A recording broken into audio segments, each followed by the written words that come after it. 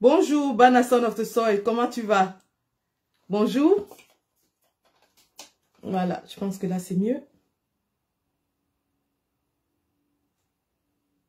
Abou, Malice, bonjour. Ludovic, bonjour. Alors, je vais commencer rapidement. Repartageons, hein.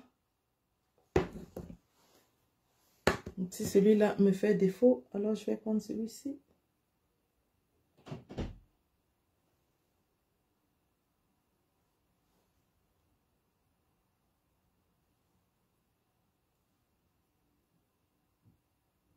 Non. Que Kabila recrute ses troupes. Bonjour.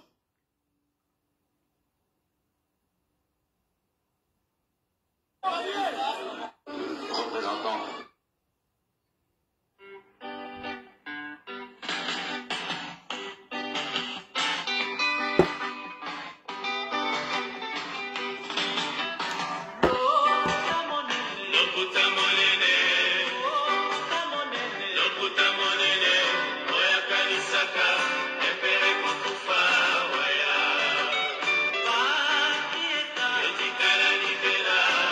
Parti État.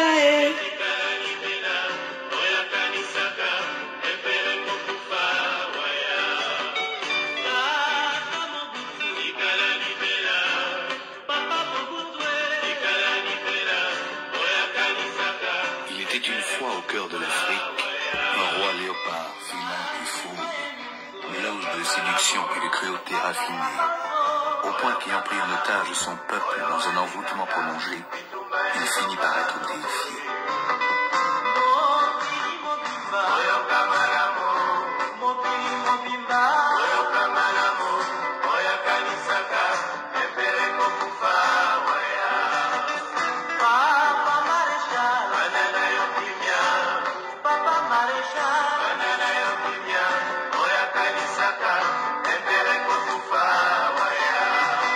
Chants et danses populaires n'avaient pas de répit pour ce grand chef coutumier, ce roi ubuesque, cet empereur baroque.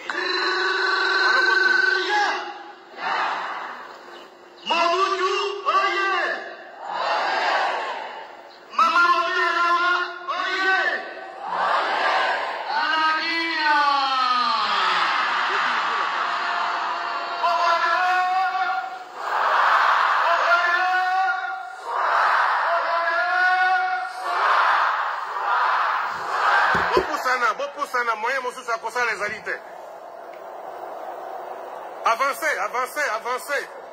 Peine à tapis rouge.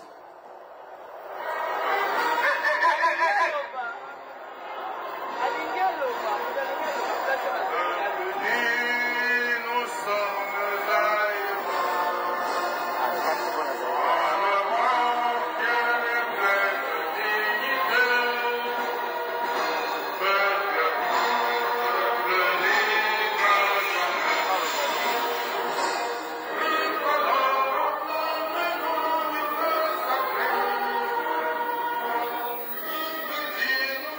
moi, Mobutu Sese Seko Kukumbendu Wazabanga, élu président du mouvement populaire de la Révolution et de droit président de la République, je jure d'observer la Constitution et les lois de la République du Zaïre.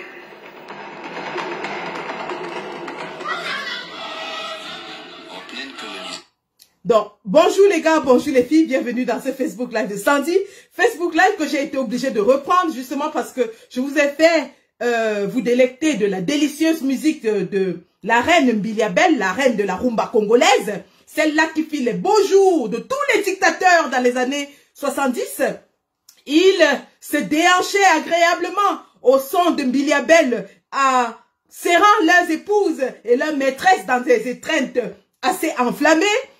Ils étaient des puissants ils étaient des rois, ils étaient des dieux, ils étaient adulés par leur peuple. Ils ont mis l'homme au pouvoir, pour certains 30 ans, comme Mobutu 32 ans, pour Omar Bongo plus de 40 ans, pour Paul Biya 41 ans.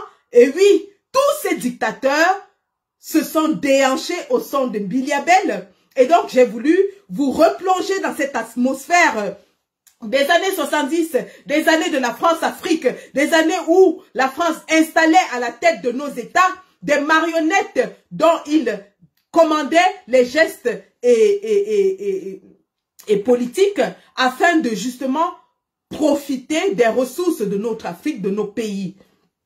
Et malheureusement, ils nous ont laissés avec ces dictateurs qu'ils ne pouvaient pas bouger parce qu'ils servaient leurs intérêts, qui n'ont pas eu la force, le courage de demander de partir parce que, justement, ces dictateurs nourrissaient la France.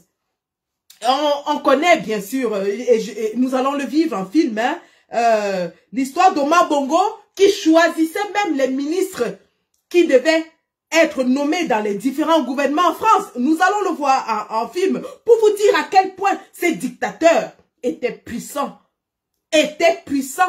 dans la métropole, justement à cause des richesses de nos pays qu'ils pillaient, dont ils abusaient, mais qui malheureusement ont laissé le peuple dans la pauvreté, la misère la plus insoutenable. Et pendant plus de 60 ans de gabégie, les peuples africains aspirent aujourd'hui à un changement. Les dictateurs africains, ils se sont succédés. Certains comme Paul Biya sont là depuis très longtemps. Mais ils semblent ne pas retenir les leçons du passé. Ils semblent ne pas se souvenir de ce qui s'est passé dans d'autres pays, de comment leurs collègues ont été démis de leurs fonctions. Donc, installez-vous, nous allons faire un tour dans l'histoire. C'est juste un petit rappel mémoire pour dire au dragon d'Etoudi que tous les ingrédients sont réunis pour sa chute. Pour lui dire qu'au lieu d'attendre que le peuple ou l'armée vienne le cueillir comme un rat, vienne le cueillir comme on a cueilli Mugabe, comme on a cueilli Mobutu, comme on a cueilli Ali Bongo, qu'ils partent gracieusement et qu'ils partent en nous laissant un pays avec la guerre qu'il a commencé et nous allons terminer cette guerre, nous allons mettre fin à cette guerre, nous allons rétablir le pays, nous allons le rebâtir, nous allons redonner la puissance au peuple. Si monsieur Paul Biya s'entête, eh bien, rappelons-lui, les faits sont têtus, l'histoire se répète et elle ne changera pas. Elle va s'appliquer assurément au Cameroun. Et nous allons lui rappeler aujourd'hui à lui et à ses caciques, à ses pontes, qu'ils ne sont ni les premiers ni les derniers, qu'ils ne font rien de nouveau sous le soleil, que tout ce qu'ils font, les autres l'avaient fait avant eux. Et le résultat est le même de façon implacable. Et le résultat sera le même au Cameroun, qu'ils le veuillent ou pas. Donc, les gars, rapidement, voilà, Facebook pas encore bloqué. Vraiment, nous souffrons beaucoup avec notre communication ces jours-ci dans Facebook. Hein. J'aurais dû lancer le live en même temps sur TikTok. Je peux toujours le faire. Hein. Je peux faire sur TikTok en même temps. Mais j'ai un souci avec mes téléphones, en fait. Donc, nous allons commencer très rapidement. Je vous ai montré en début Mobutu, roi du Zaïre, qui était un roi incontesté dans son pays. Il était même maréchal, papa maréchal. Mobutu est le symbole de la puissance. Parce que Mobutu présidait sur un pays, le pays le plus vaste en Afrique.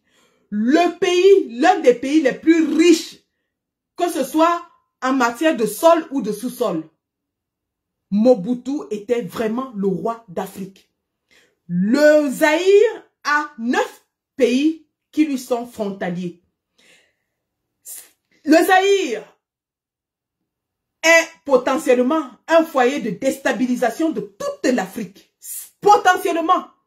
Donc le Zaïre était un pays très hautement stratégique à l'époque coloniale et post-coloniale.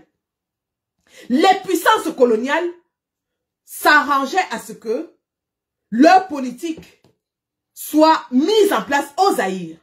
Évidemment, les événements qui se sont passés au Rwanda, en Ouganda et au Zaïre était justement le fait de la lutte stratégique et géopolitique entre deux puissances qui sont la France et les États-Unis. Pour vous dire à quel point ce pays était important dans l'échiquier mondial. D'ailleurs, Mobutu était appelé ami et frère par les différents chefs d'État et même le roi belge à l'époque. Sauf que, lorsque leurs intérêts ont été mis en jeu, ils l'ont tous lâché, un à un, les uns après les autres. Donc, revenons exactement sur ce qui s'était passé. Comment Mobutu était déifié dans son pays.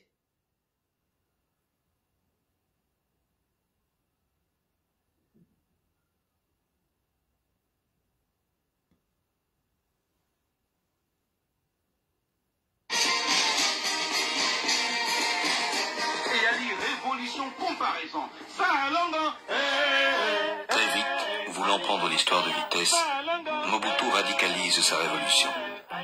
Pour frapper l'imagination du peuple congolais, il rebaptise le pays la monnaie, le fleuve. Le pays Congo devient Zaïre, la monnaie devient Zaïre, le fleuve devient Zaïre. C'est l'époque des 3 Z. Les prénoms chrétiens sont dorénavant prohibés. Le président de la République lui-même donne l'exemple. Joseph Désiré Mobutu est banni pour laisser la place à Mobutu Sese Seko Kukung Bendu Wazabanga. Autrement dit, le guerrier tout-puissant qui embrase tout sur son passage et de conquête en conquête reste invincible. Pour perpétuer l'exploitation de l'homme noir par l'homme blanc, les colonisateurs se mirent à liquider systématiquement les traditions africaines, les langues africaines, la culture africaine. Bref, à abrutir complètement le noir, de façon à ce qu'il ne parle, ne pense, ne mange, ne s'habille, ne rit et ne respire que suivant le mode du blanc. La révolution ne laisse pas de répit. Les statues coloniales déboulonnées et jetées à l'arrière-cour de l'histoire, Mobutu instaure le mobutisme, ferment idéologique du parti unique. Mobutu instaure le mobutisme. Au Cameroun, nous avons le biaïsme. Regardez bien les similitudes. Hein. Examinez bien les similitudes. Rappelons que Mobutu était le parrain, le maître à penser de Paul Biya. Donc Paul Biya a reconduit exactement la façon de diriger de Mobutu. Écoutons. Le moboutisme, doctrine du impère, c'est la pensée, les enseignements et l'action du guide de Mobutu Sese Seko.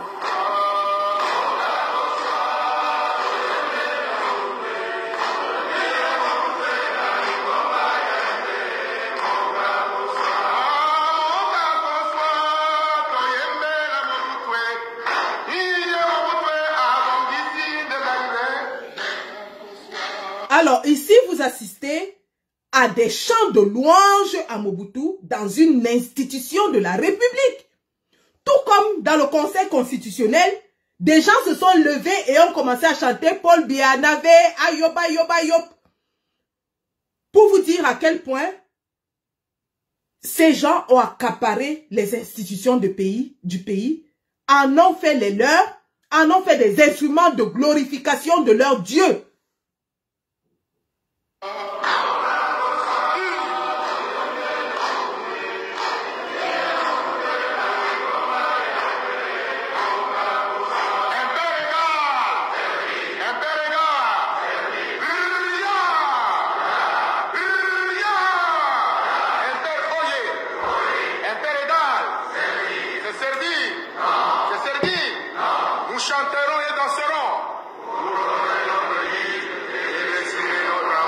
Voilà.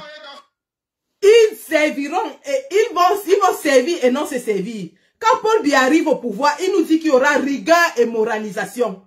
Mais ce qu'on constate, c'est qu'au lieu de rigueur et moralisation, ils se remplissent les poches, ils vident les caisses de l'État.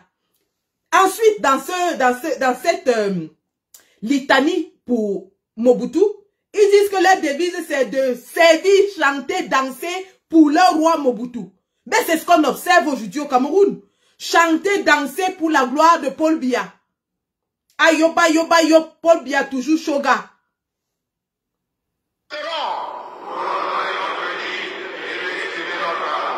L'authenticité est notre philosophie politique. Nous voulons être nous-mêmes et non ce que les autres voudraient que nous soyons. La République du Zaïre! Zaïre! Zaïre! Zaïre! C'est ce Colombonia, oye! C'est ce Salongo, oye! Salongo, oye!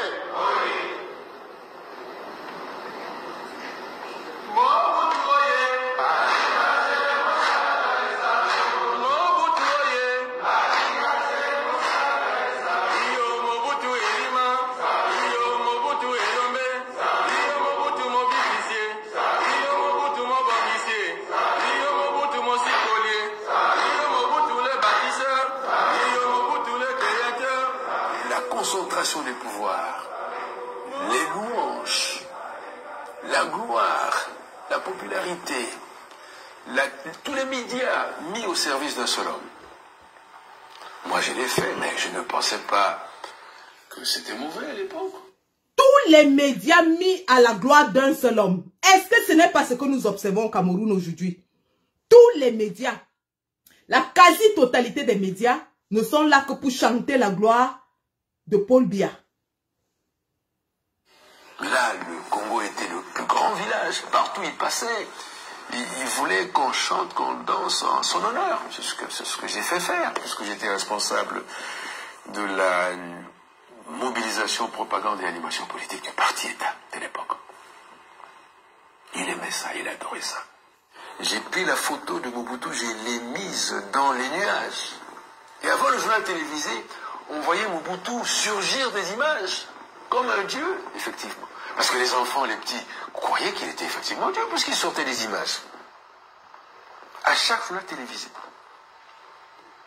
Quand je l'ai fait, j'étais tellement content. Il m'appelait, dit, mais mon cher, c'est ce que tu dois faire. C'est bien comme ça, continue comme ça. Mais moi, je lui disais, je le fais pour le développement du pays. Oui, continue. Est-ce que vous voyez ça?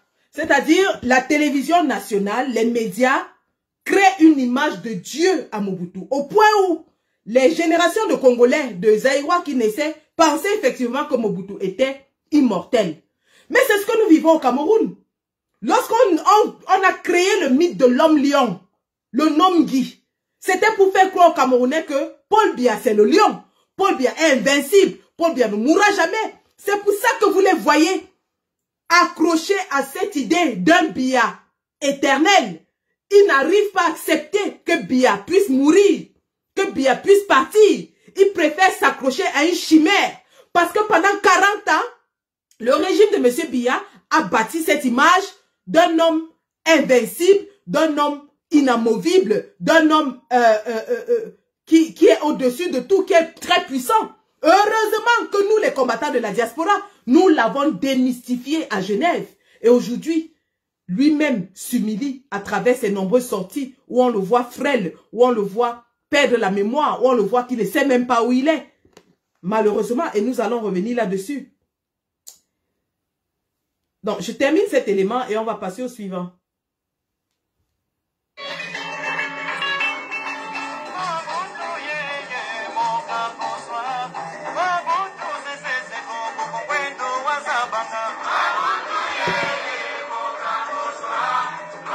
Le voilà dans les ciels, en pleine télévision,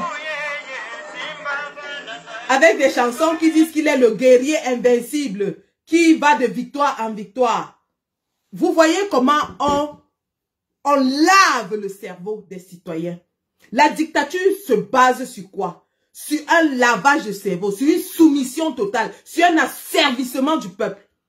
Et pour terminer donc cette domination, le dictateur se charge d'écraser, de réprimer dans le sang tous ceux qui vont essayer d'oser protester et contester son pouvoir. Mobutu l'a fait, Mugabe l'a fait, Omar Bongo l'a fait, Ali Bongo l'a fait, Paul Biya l'a fait. Ils le font tous, systématiquement. Donc, voilà Mobutu qui est l'un des précurseurs, hein, ça il faut le dire, l'un des plus vieux dictateurs de notre continent. On a vu comment il a assis son pouvoir. Il est arrivé au pouvoir déjà lui-même en déboutant Léomba, en le faisant arrêter. Il s'est installé et a instauré sa légende en écrasant, en piétinant tous les Congolais, tous les Aïrois, comme il avait dit, comme il les avait appelés. Alors, lorsque nous parlons de Mobutu, évidemment, Mobutu était un peu différent des autres dictateurs parce que lui, il ne donnait pas une place de premier plan à ses épouses parce qu'il en avait plusieurs. Il ne les mettait pas en avant. Mais les autres dictateurs ont ceci de particulier. Mugabe, Ali Bongo, Paul Biya ont des épouses qu'ils ont mis en avant dans leur diplomatie, dans leur façon de gérer. Mugabe beaucoup plus parce que il était déjà vieux, âgé, et il a épousé une femme très jeune par rapport à lui, Grace Mugabe, qui très vite a commencé à mettre les yeux sur le pouvoir parce qu'elle savait que son époux était vieux et fatigué. Et ça, c'est aussi un point commun entre les dictateurs. Ils vont dominer, ils vont écraser, ils vont martyriser, torturer le peuple quand ils ont encore la force de l'âge, quand ils ont encore l'énergie. Mais une fois que la vieillesse et la maladie s'installent, ils deviennent vulnérables. Ils deviennent vulnérables et les premières personnes à profiter et exploiter leur pouvoir, ce sont leurs épouses. Ensuite, leur entourage. Donc, Robert Mugabe, effectivement, ne gère plus le Zimbabwe et c'est Grace Mugabe qui prend la tête du parti, ZANU-PF, et qui prend effectivement la tête de l'État. Elle dirige de façon officieuse. Au Cameroun, nous avons Chantal Biya, qui évidemment est au moins 30 ans plus jeune que son mari, sinon elle a quel âge? Elle a 50 ans, 40 ans plus jeune que son époux. Aujourd'hui, Paul Biya, tout le monde le sait, n'a plus les capacités de diriger. On l'a vu lors du sommet aux États-Unis, où il ne savait même pas où il était, ce qu'il faisait sur cette plateforme. Chantal Biya a instauré son réseau autour du pouvoir et s'est fait appeler Madame la Présidente. Tout comme Grace Mugabe se faisait appeler Madame la Présidente. C'est Chantal Biya, en effet, qui dirige de façon indirecte le Cameroun, grâce à Ngongo, qui nous sert des décisions présidentielles à coup de décret, puisqu'il a la signature permanente du chef de l'État. Ali Bongo, aujourd'hui, il est clair que la rébellion ou alors le coup d'État qui a eu lieu est une façon de protester contre l'emprise qu'avait déjà Sylvia Bongo sur le pouvoir. Parce qu'Ali Bongo est diminué par la maladie. Il a fait un AVC en 2018. Il est physiquement, mentalement, intellectuellement réduit. Et il a à côté de lui une femme qui a des yeux plus longs que le ventre. Une femme qui a des ambitions, qui veut mettre la main sur le pouvoir gabonais. Sauf qu'elle est dans un clan où il y a plusieurs enfants de l'ancien président. Et ceux-là ne le voient pas d'un bon œil. Donc nous avons des femmes qui ont des appétits de pouvoir démesurés. Nous avons des femmes qui ont une emprise sur leurs époux parce que, ils sont diminués physiquement. Ils sont diminués par l'âge, par la vieillesse, par la maladie. Et la première personne sur qui ils reposent, ce sont leurs épouses. Et justement, ces épouses profitent de cette faiblesse pour asseoir leur emprise et diriger le pays comme elles le veulent. Pour justifier dans ceci, je vais vous montrer en commençant par Grace Mugabe. Hein? En commençant par Grace. Regardons qui est Grace Mugabe. Première dame du Zimbabwe depuis 1996, Première dame du Zimbabwe depuis 1996, Grace Mugabe est une personnalité très impopulaire dans son pays. On l'a dit fascinée par le luxe, dépensière, colérique. Elle fait notamment l'objet d'une plainte pour coups et blessures déposée par une mannequin sud-africaine il y a 3 mois. On lui reproche aussi son train de vie extravagant. Ses détracteurs la surnomment Gucci Grace ou encore Disgrace, disgrâce en français. Elle qui se décrivait comme une villageoise va découvrir les arcanes du pouvoir en devenant la secrétaire du président. Discrète au départ dans ses activités politiques, elle n'a cessé ces dernières années de se frayer un chemin sur le devant de la scène. Et alors que le scrutin présidentiel de 2018 se profile, la première dame ne cache plus ses ambitions. Le 6 novembre dernier, elle réussit à écarter son principal rival quand son mari limoge le vice-président Emmerson Mnangagwa. C'était sans compter sur la réaction de l'armée qui soutient l'ancien dauphin et veut à tout prix éviter l'ascension programmée de la première dame. C'est bien Emmerson Mnangagwa qui portera les couleurs de la ZANU-PF, le parti présidentiel, lors de la prochaine élection. Grace, qui dirigeait la puissante Ligue des femmes depuis 2014, est exclue de la formation politique. En voulant s'ouvrir en grand les portes du pouvoir, la première dame aura en fait précipité la chute de Robert Mugabe. Voilà. En voulant s'ouvrir en grand les portes du pouvoir, Grace Mugabe a précipité la chute de Robert Mugabe.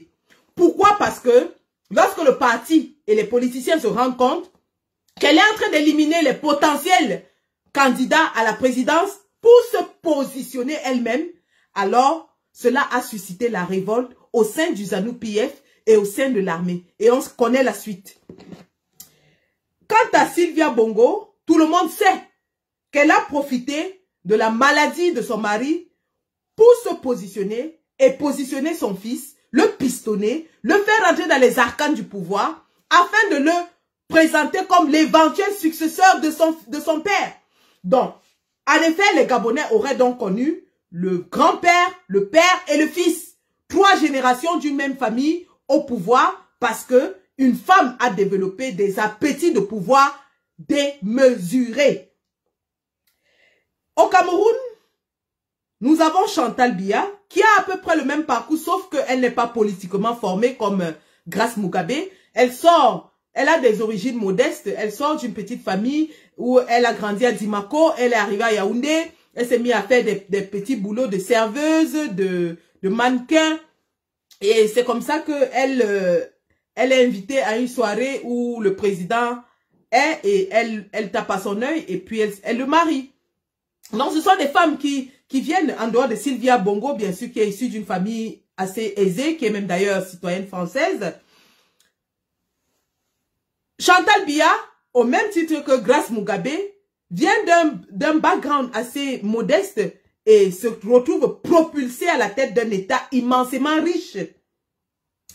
Elle fait asseoir son réseau, évidemment, comme Grace Mugabe, parce que son mari est affaibli, parce que son mari est âgé, parce qu'il n'a plus toutes ses capacités. Alors, je vais vous montrer, hein, pour vous dire à quel point le président Paul Biya est diminué.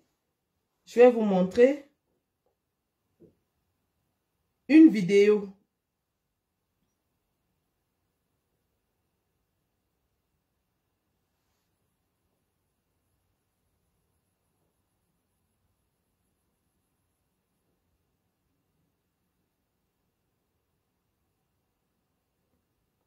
Peut-être avant que je ne la retrouve, je vais vous faire passer un autre élément. Toujours sur les femmes des chefs d'État qui justement en arrivent à imposer leur volonté.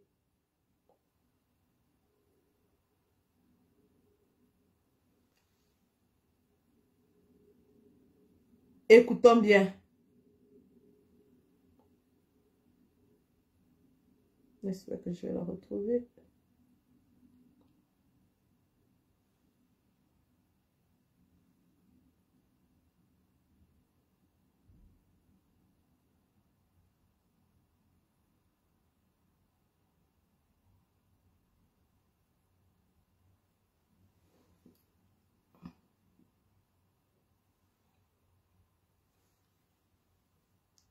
Par les vétérans au Zimbabwe. Ces derniers vont à l'éviction du vice-président Emmerson Mnangagwa et de 3 autres ministres, une stratégie de la femme du président pour s'offrir une place prépondérante au sein du régime. Alors que les hostilités pour la succession du président Robert Mugabe sont engagées, les anciens combattants estiment pour leur part que le relais devrait revenir à l'un des leurs, Emmerson Mnangagwa. Nous les voulons dans notre carte. C'est ce que je vais demander. Et aussi, s'il n'y a pas de bons leaders parmi les anciens combattants, nous avons des proches, nous voulons choisir parmi nos gens. Toutefois, les Mugabe peuvent compter sur la loyauté des nouveaux ministres fraîchement nommés. Il est important de comprendre et de réaliser que nous avons un président dans ce pays.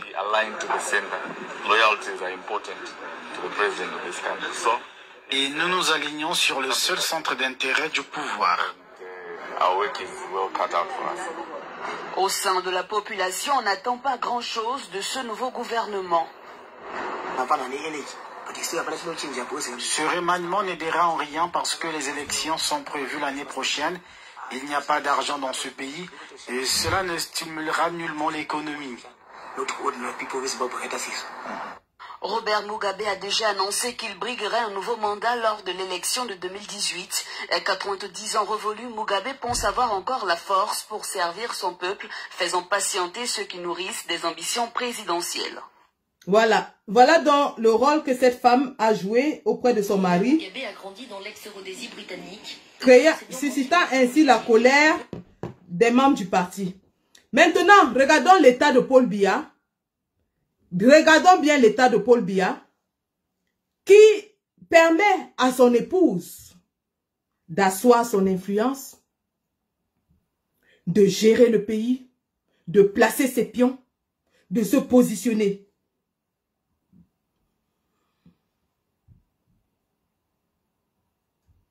Cet élément est en anglais, j'espère que vous allez comprendre. Please move closer. It looks like the president of Cameroon, Paul Biya, is suffering from memory loss. The man was at the US-Africa Summit last month, and he had no idea where he was or why he was there. I think he has dementia, and it happens to the best of us. Nobody is making fun of him. He will be 90 next month. He has lived a long life. Nobody is making fun of his health challenges. But those who surround the man clearly don't have the fear of God. I don't think they really care about the man. Otherwise, he would have stepped down a long time ago. The whole world doesn't need to see him being embarrassed. He's embarrassing himself and Cameroon on the world platform. It shouldn't be.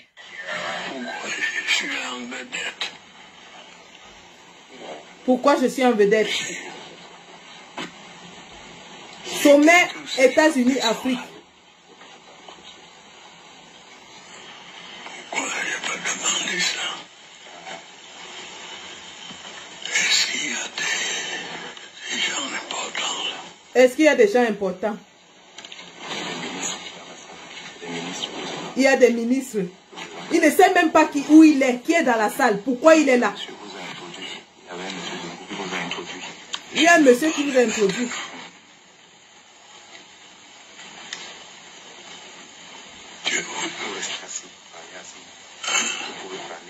Vous pouvez parler assis, donc il ne sait même pas. Il dit ici. I mean, it's so sad. The man just sat there, he farted. Oh, et la dame nous fait, et c'est vrai, elle a fait remarquer que Paul Biya a fait des paix. Il a émis des paix 2 fois pendant qu'il parlait là. Donc, il a pété 2 fois. Il ne sait pas où il est, ce qu'il fait là, les qui sont dans la salle, pourquoi il doit parler. Voilà quelqu'un qui dirige au Cameroun. Sur une scène internationale, sommet États-Unis-Afrique. Il a 90 ans. Sa femme est de 40 ans, sa cadette. Imaginez qui gère le pays. Je vous reprends cette scène, c'est assez humiliant. C'est humiliant pour le Cameroun, c'est humiliant pour l'Afrique. Sur une scène internationale, Paul Biya est atteint de démence. Il ne sait pas pourquoi il est là. Il ne sait pas qui sont dans la salle. Il pète 2 fois, les micros sont ouverts. Il ne sait même pas ce qu'il doit dire.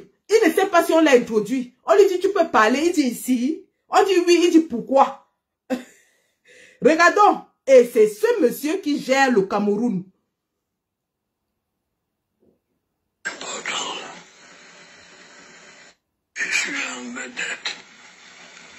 I don't think they really care about the man. Otherwise, he would have stepped down a long time ago.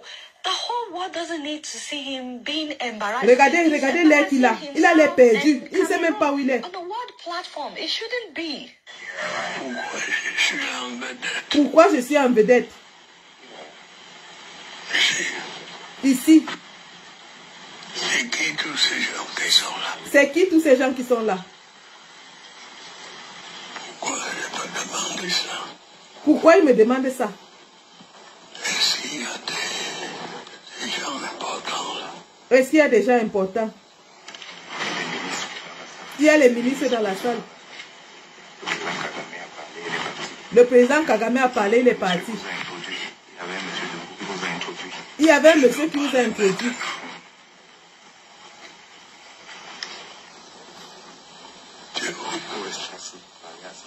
Vous pouvez parler assis. Ici. Ici. Pourquoi? I mean, it's so sad. Voilà donc un chef d'état-major. Voilà le chef des armées.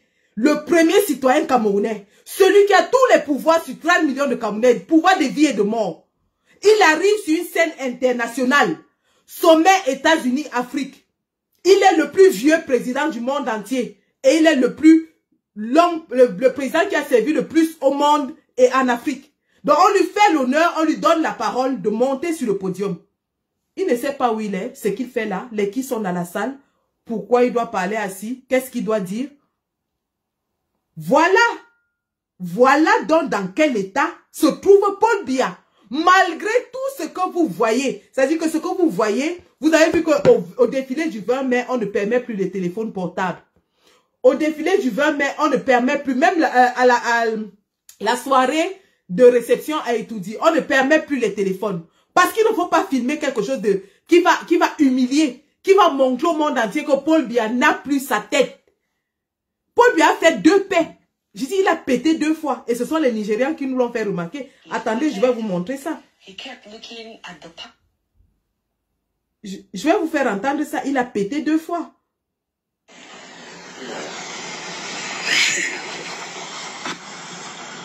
Premier paix. Tous ces gens qui sont là.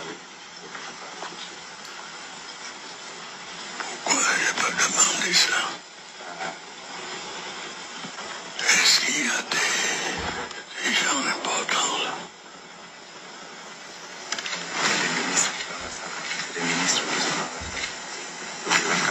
Il a encore pété, 2e paix. Le monsieur vous a introduit. Il y avait un monsieur de vous qui vous a introduit. Je dois parler maintenant.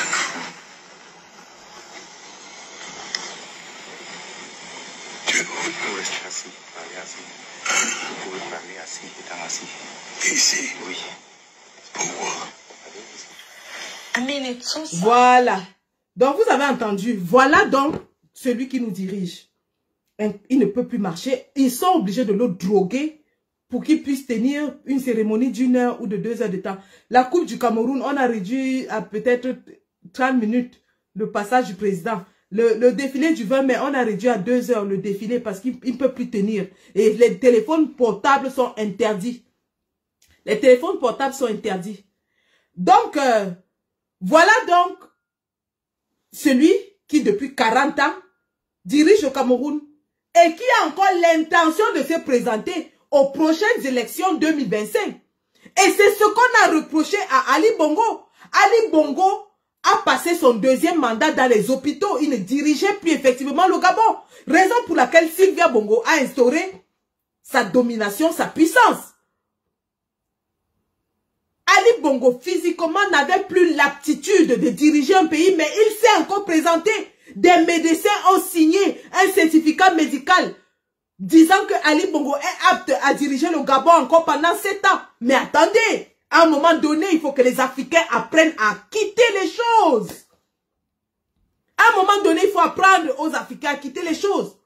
Paul Biya n'est plus capable de diriger le Cameroun, vu son âge, vu sa faiblesse physique, vu ses maladies. D'ailleurs, il a passé 2 mois à se soigner.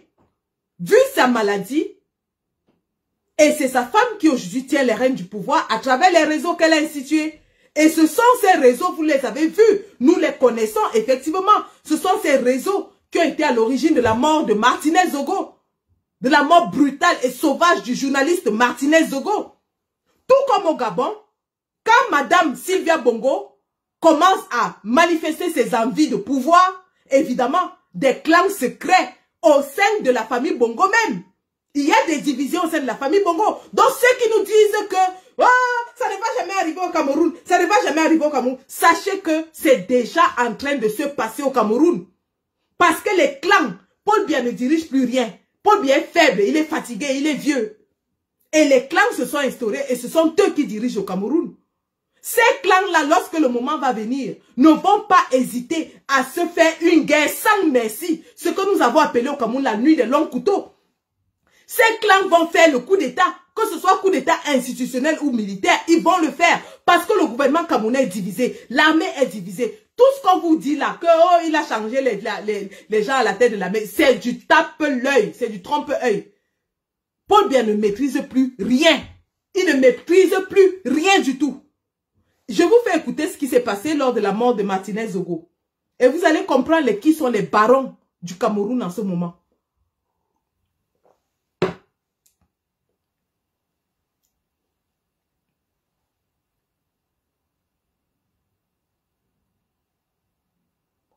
Un instant, avant ça, je vous fais suivre un petit... Au Cameroun, Paul Biya est à 89 ans, le dirigeant le plus vieux d'Afrique. Et depuis maintenant presque 40 ans, il fait tout pour garder son trône. Et vu qu'il en est à son 7e mandat, je pense qu'avec lui, on ne serait plus parler de quinquennat ou de septennat, mais plutôt de biaquennat. Et donc, sur l'échelle de Biya, il en a encore qu'à son premier mandat. Du coup, on va voir quels sont ses secrets pour rester tellement longtemps au pouvoir que limite, on dirait même plus dire la République du Cameroun, mais plutôt la République de Paul Biya. Pour vous donner une idée, depuis son indépendance, le Cameroun n'a eu que 2 présidents. Amadou Ahidjo pendant 22 ans et Paul Biya depuis presque 40 ans. Donc en gros, si tu fais moins de 20 ans au pouvoir, t'es limite un démocrate. Faut savoir que le Cameroun est un pays multiethnique et multiconfessionnel d'environ 27 millions d'habitants qui est culturellement très riche. Il y a là-bas plus de 200 langues régionales et 2 langues officielles, l'anglais et le français. Oh, stupéfaction! Des langues héritées de la colonisation, je ne m'y attendais vraiment pas. Mais quelle surprise! Si vous avez aimé comment je viens de jouer l'étonnement, alors vous pouvez vous abonner à la chaîne. Alors abonne-toi. Et pour garder la main sur son pays pendant si longtemps, Paul Biya a pu compter sur un réseau de fidèles, mais aussi évidemment l'armée. Ouais, comme on apprend en première année de dictature, si tu veux rester au pouvoir, mieux vaut avoir l'armée de ton côté plutôt qu'en face, sinon tu sautes plus vite qu'un popcorn. Et ça lui permet de gouverner tranquillement depuis son pays, voire même en télétravail, parce que oui, il voyage tellement souvent à l'étranger que tu as l'impression que le Cameroun, c'est plus son pays, c'est sa résidence secondaire. Il dépenserait des millions pour louer des avions privés pour aller en Suisse, par exemple, où il adore se prendre un étage entier dans un hôtel 5 étoiles pour accommoder sa cour. En fait, le mec, c'est pas un dirigeant, c'est Lil Wayne. Pour que tu comprennes bien le délire, parce que là, je vois dans ton regard que tu comprends pas, Paul Biya est tellement absent que les Camerounais n'entendent sa voix que 3 ou 4 fois par an et que c'est son premier ministre qui s'occupe des affaires courantes. Il nomme aussi des ministres, mais qu'il ne voit pratiquement pas, sauf peut-être lors de rares occasions où il convoque un conseil des ministres. Alors, bonjour à tous et bienvenue à ce conseil des ministres. Bon, forcément, je ne connais pas tous les visages. Je pense qu'ici, tout le monde doit être ministre. Non, mais c'est juste pour être sûr. Alors, on a quoi comme problème? On a la sécheresse, d'accord. Maintenant, c'est la saison des pluies, donc on peut dire que le problème est résolu. Je suis extrêmement fier de vous. C'était une excellente journée de travail. Félicitations. Champagne. T'imagines bien que cette manière de gouverner a des conséquences. Surtout que le Cameroun traverse régulièrement des crises économiques, sécuritaires et migratoires. Le Cameroun avait par exemple un taux de croissance encore très élevé en 1981 et était considéré comme un pays à revenu intermédiaire. Mais depuis qu'il est président, il y a beaucoup de pauvreté et des infrastructures négligées. Et en 2021, le taux de corruption était si élevé au Cameroun qu'il était classé 144e sur 180 pays. Ah là-bas, la corruption, c'est limite dans les statuts du parti politique de Paul Biya. Et que fait la justice, me direz-vous? Eh bien, elle bouge uniquement quand le président veut faire le ménage, vu qu'elle n'est pas indépendante, et qu'il nomme lui-même les juges. Ah, si t'as un souci avec la justice camerounaise, c'est comme une dispute avec ma femme. Soit t'as tort, soit elle a raison. Et t'imagines bien qu'avec ça, persécuter et arrêter les opposants politiques, pour lui c'est aussi facile que de rentrer avec des faux billets au Stade de France. Parce que même s'il a fait semblant de s'ouvrir au multipartisme dans les années 90, il a par exemple gagné la présidentielle de 97 avec 90% des voix et celle de 2018 avec plus de 70% des voix. Et même si les Camerounais ont protesté à plusieurs reprises pour leurs droits, ça se finit en général à coups de matraques et d'arrestations, et il y a parfois des morts, comme avec la répression qui a visé les mouvements indépendantistes anglophones du pays, dans un conflit qui a fait plus de 6000 morts depuis 2017. Et là, il y en a qui vont me dire, mais Abdel, à un moment donné, il va devoir céder à la pression internationale et respecter enfin les droits de l'homme, mince. Et j'avoue, hein, pas mal ton acteur. Je suis un bonus pour ça. Je t'embrasse, bisous. Je t'aime. Eh ben, ça risque d'être un chouïa compliqué parce que, évidemment, Paul Biya est ami avec de grandes puissances comme l'Allemagne, le Royaume-Uni ou encore, oh, surprise, la France. Oh là là, décidément dans cette émission, on va d'étonnement en étonnement. Le Royaume-Uni aurait même mené au Cameroun des opérations antiterroristes et construit des villages d'entraînement pour les unités d'élite camerounaises. Du coup, avec tout ça, j'ai une question. Selon vous, comment se passera la succession de Paul Biya? Vous mettez ça en commentaire et on se donne rendez-vous à la semaine prochaine. Ciao. Donc là, c'était une prise un peu comique, mais très vraie. Une démocratie avec un parlement, des élections. Une représentation comique, mais très vraie du pouvoir de Paul Biya au Cameroun, qui dirige par la répression, qui dirige par la dictature. Alors, donc je vous parlais des réseaux qui se sont créés à la suite grâce à Madame Chantal Biya et qui ont été mis en exergue lors de la mort de Martinez Zogo. Ces réseaux qui effectivement sont à l'affût du pouvoir, qui n'attendent que la chute du vieux lion pour s'accaparer du pouvoir d'une façon ou d'une autre. Ces réseaux qui en effet dirigent au Cameroun en ce moment. Nous avons vu un général de division qui a été carrément démis de ses fonctions alors que Paul Biya était en Suisse. On nous a servi une note qui disait que Paul Biya a démis le général Ngambou de ses fonctions.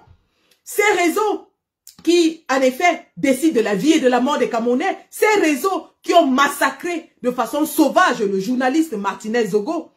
Et ce sont ces réseaux qui, justement, au jour du grand soir, vont enfin sortir leurs armes et nous montrer de quoi ils sont capables. Quid des remaniements à la tête de l'armée de M. Biya? Il ne maîtrise plus rien. Il ne maîtrise plus rien. Regardons ceci. La nouvelle de la mort, on l'a dit, de Martinez Zogo a provoqué un émoi rare dans le pays, mais également dans la diaspora camerounaise. Le 1er février, mercredi, une vingtaine de personnalités camerounaises ont publié une tribune dans le quotidien français Le Monde, tribune intitulée « Comment vivre ensemble au Cameroun, aujourd'hui et demain, sans s'entretuer ». Parmi les signataires, l'avocate Alice Nkom, la journaliste et patronne de presse Marie-Roger Biloa, l'ancien candidat à la présidentielle Akere Mouna et également Louis Magloire Kemayou. Bonsoir. Vous êtes également signataire de cette tribune dans laquelle vous dénoncez, je cite, la tournure violente du débat public dans ce pays d'Afrique centrale et dont la stabilité, dites-vous, est menacée par d'âpres luttes de clans rivaux au sommet de l'État. Selon vous, Louis Magloire, qu'est-ce que cette affaire Zogo révèle de l'état politique de la nation camerounaise ? Je crois qu'il n'échappe à personne que vu l'âge du capitaine, c'est-à-dire l'âge du président Biya aujourd'hui, nous sommes plus proches de la fin du régime que de son début et que dans ces circonstances-là, des luttes de clans ont lieu et on ne peut pas faire grand-chose contre cela. C'est-à-dire que chacun essaie de se positionner pour avoir une place après le président Biya et nous ne souhaitons simplement pas dans ce contexte-là que le tissu social qui est déjà très fragilisé par la guerre qui est menée dans les régions du nord-ouest et du sud-ouest, que le tissu qui est fragilisé également par le tribalisme et puis toutes les autres luttes auxquelles nous assistons aujourd'hui. qui sont parfois marginalisantes et violentes, que ces luttes-là caractérisent l'après-Biya au Cameroun et plongent le pays dans une situation qui a déjà été vécue ailleurs, dans d'autres pays où la succession des dirigeants qui sont restés longtemps s'est souvent soldée dans le sang et dans la dislocation du pays. Louis, quand vous parlez de lutte de clan, concrètement, à qui faites-vous allusion et qui appartient à quel... Est-ce que vous entendez ça, lutte de clan? Lutte de clan. Paul Biya est encore vivant. Il y a déjà les luttes de clan. Imaginez si jamais il arrivait à se présenter à des élections et vouloir tricher. Ou alors s'il fermait l'œil. Imaginez. Pendant qu'il est encore là et il est censé être président, il y a déjà des luttes de clan aboutissant à des assassinats sauvages. Continuons. Je ne vais pas rentrer dans le détail de la désignation des différents clans et de leurs membres, mais le fait est qu'aujourd'hui, il y a une bataille qui se mène autour du président Biya parmi les personnes qu'il a nommées et qui co-dirigent le pays avec lui. Il y a une bataille qui s'est engagée afin de savoir lequel d'entre eux pourra conserver le pouvoir si jamais celui-ci devient vacant pour une raison ou une autre. Et donc, à ce titre-là, ces différents clans sont assez violents entre eux et il est hors de question que ces bagarres entraînent la mort de personnes. Et là, pour le coup, il y a eu mort d'un citoyen, mort d'un journaliste camerounais. Nous sommes Camerounais et nous sommes journalistes. Nous ne pouvions pas rester indifférents face à une telle situation, étant donné qu'il y a déjà eu des arrestations arbitraires de journalistes, il y a eu des assassinats de journalistes, et nous pensons que si la succession de Biya devait prendre cette allure de son vivant, il est important de tirer la sonnette d'alarme afin que les uns et les autres prennent leurs responsabilités. Louis, vous venez de le préciser, il y a eu d'autres disparitions ou arrestations ou intimidations de journalistes ou personnalités au Cameroun. Selon vous, qu'est-ce qui fait de l'affaire Martinez-Zogo une affaire particulière? Ce qui rend le cas de l'enlèvement puis de l'assassinat de Martinez-Zogo très préoccupant et particulier, c'est que les moyens d'État qui ont été utilisés par ces personnes, parce que... Voilà. Est-ce que vous entendez? Ces clans qui se disputent le pouvoir, pendant que Biya est encore là, utilisent déjà les moyens de l'État. Justin Dawe est en prison. Il ne portait pas la tenue. Il ne portait pas la tenue, mais il appartenait à un clan, non? Il a agi pour un clan. Il a agi pour un clan. Donc ces clans sont déjà en train d'instrumentaliser les moyens de l'État. Et vous pensez que c'est l'armée qui est épargnée? Vous pensez vraiment? Continuons.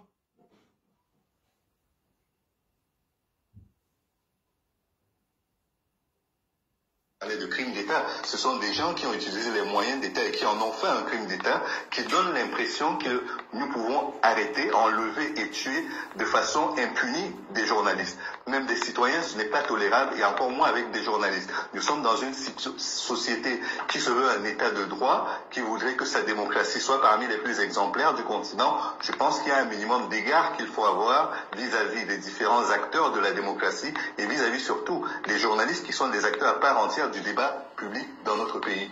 Louis Magloire, il nous reste très peu de temps. Quelques mots, le chef de l'État Paul Biya aura 90 ans le 13 février prochain. Selon vous, est-ce que cette affaire peut ébranler son pouvoir? Je suis convaincu qu'il l'a compris, le président Biya, mieux que quiconque, que cette affaire ne pouvait pas être de bon augure pour sa fin de mandat et qu'il était important de réagir non seulement promptement, mais de façon assez forte pour que tout le monde comprenne qu'il n'y aura pas d'impunité. Et s'il y avait une impunité, je pense que son régime et lui tomberaient par la même occasion. C'est pourquoi je crois qu'il a, parce que c'est très rare d'entendre le président Biya se prononcer sur des crimes, y compris des crimes de journalistes, et là, pour le coup, il y a une réaction assez prompte de la part du chef de l'État. Nous le saluons, mais nous espérons qu'on ne restera pas au stade des déclarations et que toute la lumière sera faite sur les conditions dans lesquelles l'enlèvement puis l'assassinat ont eu lieu et surtout que cela ne se répétera. Merci à vous, Louis Magloire Kemayou, journaliste camerounais. Donc voilà donc les différents clans qui ont commencé déjà à se mettre en exergue, notamment dans l'assassinat du journaliste Martinez-Zogo. Et il n'a pas voulu, ce journaliste n'a pas voulu citer les noms des clans, des personnes qui sont dans les clans. Je vais vous faire suivre maintenant un autre élément qui vous dit exactement qui est dans quel clan. Je vais vous faire suivre cela. Pour ceux-là qui s'asseyent et qui nous disent que wow, Paul Biya est éternel, wow, Paul Biya ceci, pendant que Paul Biya est assis, il ne dirige plus rien. Et les clans sont en train de diriger devant lui, utilisent les moyens de l'État devant lui. Écoutons.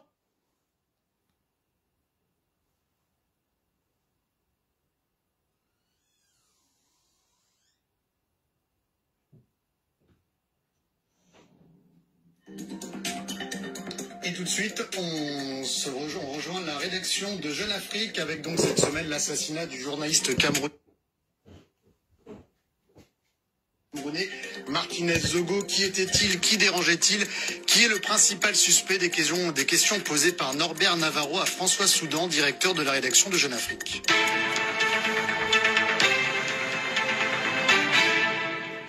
Un journaliste atypique, Norbert, ancien footballeur, ancien chanteur du Bikoutsi, directeur d'une radio Amplitude FM, dans laquelle il animait une émission extrêmement populaire en bouteillage, où il mélangeait le français, l'argot camerounais, les gondos, et dans laquelle il dénonçait les turpitudes d'un certain nombre de puissants. Alors, je crois que c'est important de le préciser, ça n'était pas un opposant, Martinez Zogo, en tout cas pas un opposant à Paul Biya, qu'il soutenait sans réserve, ni au tout-puissant secrétaire général de la présidence, Ferdinand Ngogo. C'était plutôt un sniper, un franc-tireur, qui avait dans son collimateur de hautes personnalités liées au régime, quitte à provoquer des esclandres et à se retrouver en prison. Alors parmi elles, le ministre de l'Intérieur, celui de la Justice, le directeur de cabinet civil de la présidence, le patron du football camerounais, Samuel Eto'o, et surtout ces derniers temps, Jean-Pierre Amougou Melinga, homme d'affaires et patron d'un petit empire médiatique.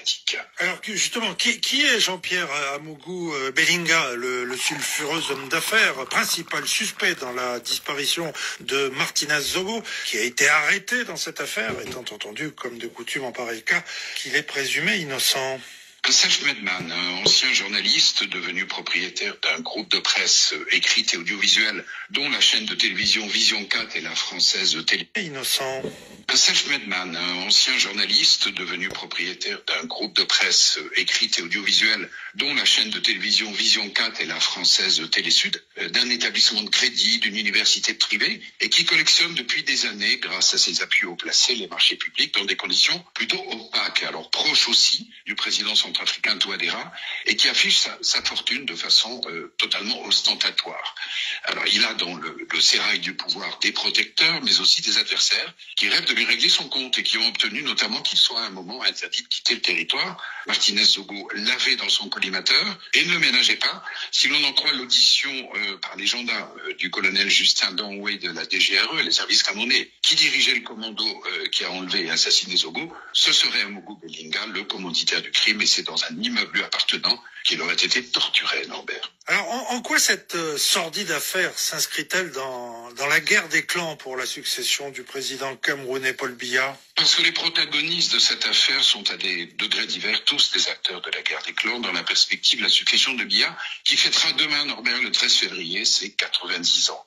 Alors Martinez Zogo était lié à un clan, celui du SGPR, secrétaire général de la présidence, Ngongo, et du patron de la police, Marc Nguélé, lequel clan est considéré comme proche de la première dame Chantal Biya, alors que Amougou Belinga bénéficiait, lui, de la protection d'un clan rival, celui du... Est-ce que vous entendez?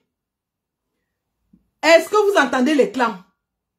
Martinez Zogo était proche d'un clan, celui de Ngongo, instauré par Chantal Biya.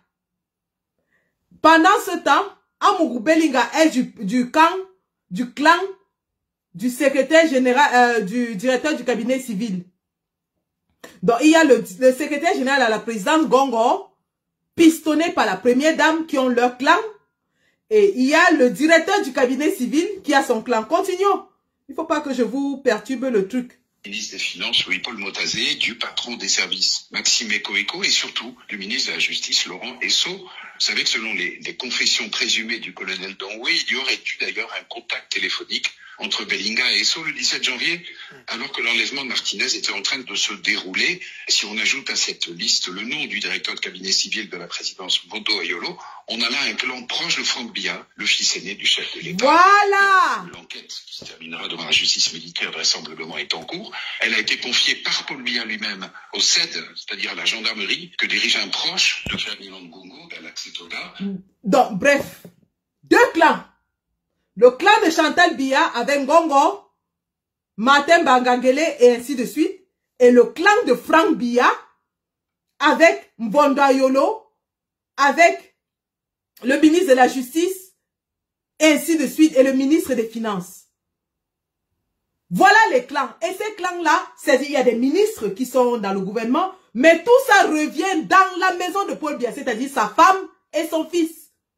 Voilà les clans qui se disputent le pouvoir au Cameroun en ce moment. Et les gens sont assis, ils sont en train de me dire que non, Paul Biya est le plus grand, il est le plus fort, il est le plus beau. Pendant qu'il est le plus grand, le plus fort, le plus beau, son fils et sa femme sont en train de dépecer le Cameroun à travers les clans. Tout comme le fils de Bongo était en train de piller, d'amasser des milliards pendant que son père était dans les hôpitaux pour soigner les conséquences de l'AVC. Voilà donc ce qui va se passer. Voilà le schéma de ce qui va se passer au Cameroun. Vous pensez que quand on dit coup d'État, le coup d'État ne vient pas de lui-même. Il émane de personnes qui ont des ambitions pouvoiristes autour du président. Et aujourd'hui au Cameroun, on sait qu'il y a plusieurs personnes qui ont des ambitions pouvoiristes autour de Paul Biya. Il peut changer la tête de l'armée comme il veut, mais il ne changera pas le fait qu'autour de lui, les gens à qui il fait confiance, des gens dont il dépend, sa femme et son fils, ont des ambitions pouvoiristes. C'est de ça qu'il est question. Chez Sardina, vous allez dire quoi par rapport à ça? Quand il crée son mouvement de franquiste, c'est pour danser le bikoussi à l'aéroport? Non. C'est parce qu'il a envie de prendre le pouvoir. C'est parce qu'il a des yeux sur le pouvoir. C'est parce qu'il pense qu'il va faire comme le fils de Bongo, comme le fils de Déby, comme le fils de... Entre-temps, à côté, il y a la première dame qui a pris des goûts de pouvoir, qui elle-même ne veut pas lâcher, qui a pistonné ces gens. La présidence est quadrillée par les gens appartenant à cette dame. Elle aussi ne va pas lâcher. Donc la situation du Cameroun est même pire que celle du Gabon, où au moins on avait un Bongo qui était contre un autre Bongo. Ou au moins on avait un membre de la famille qui était contre le père. Au Cameroun, nous avons 2 membres de la maison de Paul Biya qui se discutent de pouvoir. Et vous pensez que ça va passer comme une lettre à la poste? Vous pensez que depuis que le père là n'a plus ses capacités mentales, ces gens n'ont pas assis leur pouvoir partout dans tous les secteurs de la République? Vous le pensez vraiment? Vous pensez que le Cameroun va échapper au vent de changement qui est en train de se passer en Afrique? Vous pensez que les puissances étrangères qui veulent avoir la même mise sur les ressources du Cameroun ne sont pas au courant des prétendants au pouvoir, de leur capacité? Vous le pensez? Vous pensez que ces puissances ne vont pas agir dans l'ombre? Vous le pensez vraiment? Il y a un journaliste de Suisse qui a dit que le coup d'État est presque impossible au Cameroun parce que Paul Biya a mis les Israélites pour superviser ses généraux. Autant il est journaliste, autant je dirais qu'il ne gratte qu'en surface. Il ne sait pas vraiment ce qui se passe au Cameroun. Oui, Paul Biya a assis son service de renseignement. Le gouvernement de Paul Biya est l'un des gouvernements les plus renseignés en Afrique. Ça, on ne peut pas le mentir. On ne peut pas mentir là-dessus. Paul Biya a assis les renseignements au Cameroun. Mais, il y a des services de renseignement parallèles autour du pouvoir. Les Israélites ont peut-être pris la tête du BIR, mais le BIR n'est pas le seul corps armé au Cameroun. Et pour qu'un coup d'État réussisse, il faudrait qu'il y ait, comme il y a eu au Gabon, une entente classique entre tous les dirigeants, tous les corps d'armée. Vous avez vu tous les corps d'armée au Gabon qui se sont tous mis ensemble pour plébisciter le général Oligui comme président de la transition. Si au Cameroun, Paul Biya n'a que le BIR, aussi armé, aussi puissant, aussi équipé qu'il soit, qu'est-ce qu'il va faire de l'armée de terre? Qui est-ce qui contrôle l'armée de l'air? Qui est-ce qui contrôle la marine? Qui est-ce qui contrôle la DSP? Et on l'a vu, les services de renseignement du Cameroun utilisés par un des clans pour assassiner un journaliste. Voilà les services de renseignement du pays qui ont été utilisés par un des clans pour assassiner un journaliste. Comment est-ce que vous savez que les autres corps d'élite ne sont plus entre ses mains? Croyez-moi, un peuple calme, une armée calme, ne veut pas dire un peuple soumis. Chaque peuple a son seuil de tolérance et chaque armée a son seuil de tolérance. Ces Israélites qui sont au Cameroun aujourd'hui, ils ne défendent pas les intérêts de l'État d'Israël, je suis désolé. Ils sont là comme des mercenaires. Ils sont là comme des mercenaires. Le Ezra Moa, ou c'est moi Ezra, celui qui dirige le BI là, il n'est pas là pour le compte de l'État d'Israël. Il est là pour son propre compte. Il s'enrichit, il achète des villas aux États-Unis. Il est là pour son contrat. Et croyez-moi, les services qu'il offre aujourd'hui au BIR, il va les offrir au plus offrant. Demain ou après-demain.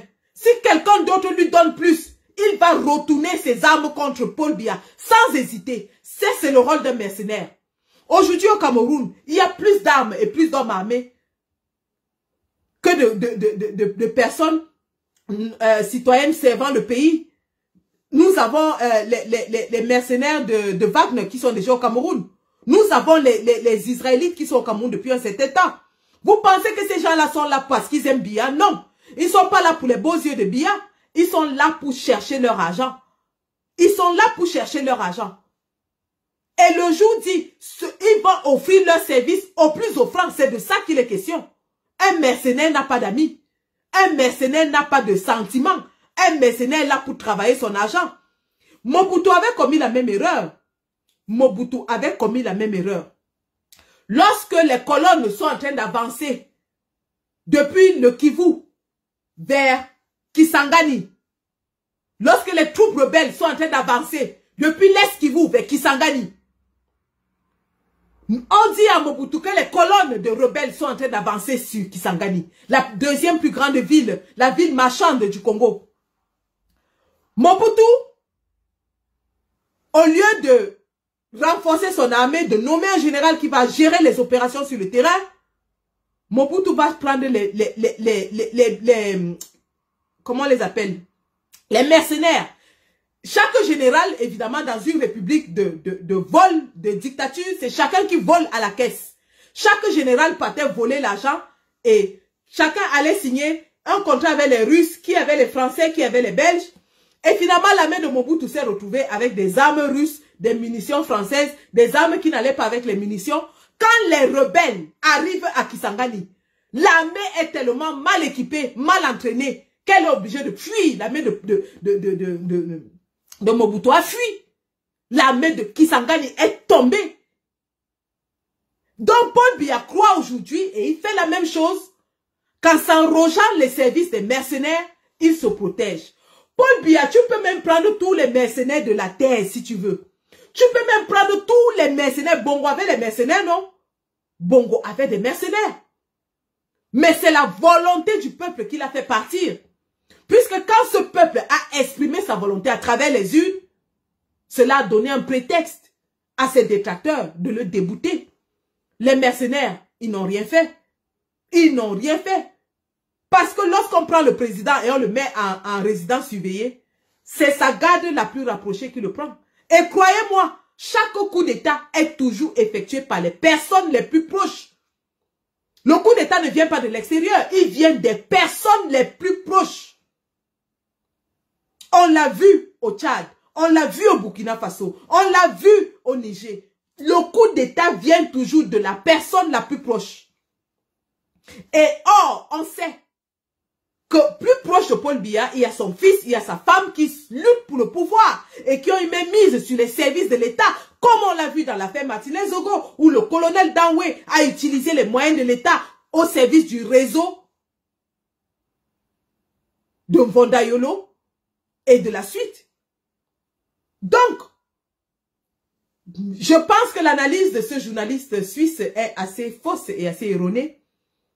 Il peut ne pas y avoir de coup d'État au Cameroun si et seulement si l'armée décide, comme au Gabon, de protéger la volonté du peuple.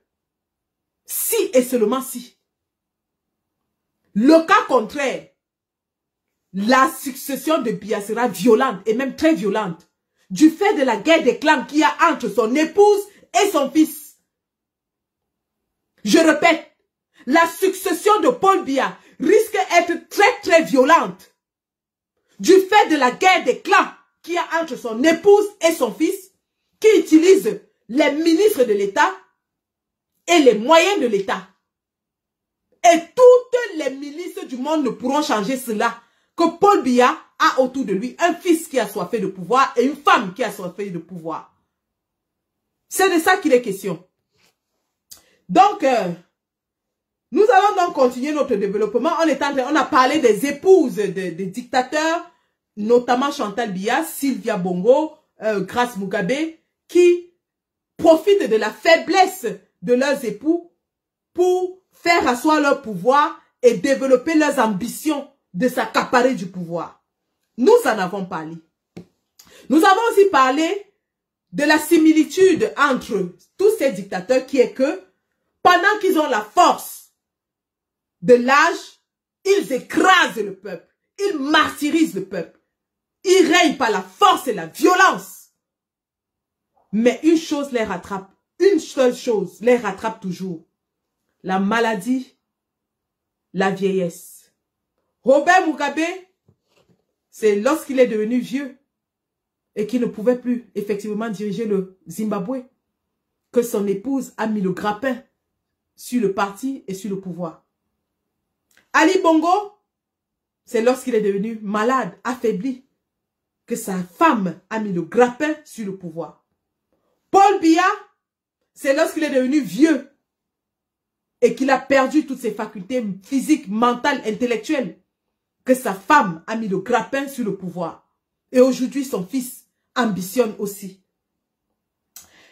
Une autre chose est commune entre ces dictateurs, c'est que pour se maintenir au pouvoir, ils développent un système de népotisme, de clientélisme, de vol, de viol, de pillage systématique des ressources de leur pays. Parce qu'eux-mêmes se servent, ils permettent aux gens autour d'eux de se servir, de mettre le doigt dans le pot de confiture, de s'enrichir de façon sauvage, pendant que le peuple croupit dans une pauvreté, une misère insoutenable. Et c'est le commun de toutes ces dictatures. Que ce soit au Zimbabwe, que ce soit au Cameroun, que ce soit au Congo, que ce soit au Gabon, que ce soit n'importe où, ces dictateurs sont immensément riches pendant que le peuple croupit dans une misère pas possible. Et je vais vous montrer ce qui s'est passé au Gabon. Et lorsque vous voyez un peuple comme le peuple gabonais, qui semblait être amorphe, qui semblait ne faire que danser, chanter, être dans les histoires de mœurs, eh bien, c'est parce que ce peuple souffrait dans sa chair et il attendait le moment venu pour exprimer son courroux, pour exprimer son ras-le-bol. Oui, chaque peuple a son seuil de tolérance. Je vais vous montrer. Je vais vous montrer la richesse accumulée des Bongos.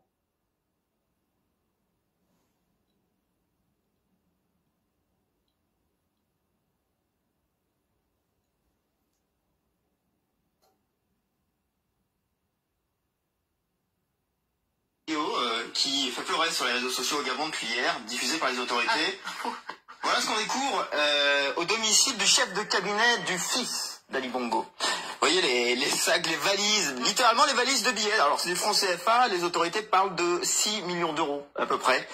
C'est difficile de vérifier, mais ça vous montre à quel point la question du trésor du clan Bongo est prégnant en France, mais aussi au Gabon. Alors, estimation. Allons dans le vif du sujet, j'ai parlé de 6 millions d'euros ici, c'est vraiment le tout petit bout de la lorgnette. L'estimation de Mediapart, après une longue enquête, en 2015 était de 460 millions d'euros. Estimation en plus qui se disait honnêtement partielle et qui évoquait possiblement le milliard d'euros, peut-être même. Donc vous voyez, 1 milliard, c'est énorme. Si juste on compare, le PIB du Gabon, je regardais 20 milliards d'euros, donc on sera à 1/20 du PIB du Gabon, 5%, avec un salaire officiel pour Ali Bongo qui est de 15 000 euros par mois. 1 milliard... Vous imaginez un seul individu avec sa famille prenne 1 milliard d'euros. 1 milliard d'euros, bon Dieu. De patrimoine avec 15 000 euros par mois, il faut travailler quelques siècles pour l'obtenir, je crois. Oui, on se doute bien que c'est pas avec ce salaire officiel qu'il a pu s'offrir des villas partout dans le monde. C'est un parc immobilier digne d'un gagnant du Monopoly. Je vous ai promis l'agent immobilier, le voici. Donc alors, je vous emmène rue de l'Université Paris 7. Donc vraiment les très très beaux quartiers de Paris. Cet hôtel particulier qui au total sur un domaine de 5000 m², inestimable en fait. Acheté a priori une centaine de millions d'euros dans les années 80, mais on parle de plusieurs centaines de millions d'euros aujourd'hui. Je vous emmène dans le 16e, rue d'Aune, un autre hôtel particulier, celui-là il est au fond de la rue, une vingtaine de millions d'euros dans les estimations. Et puis on n'est pas qu'à Paris, parce qu'on aime bien la Côte d'Azur aussi, la Villa Saint-Ange à Nice, voilà, modeste villa, 11,7 millions d'euros. Je vous conseille d'aller sur le site de Libération ce matin, qui a essayé de cartographier les propriétés de la famille Bongo, du clan Bongo à Paris.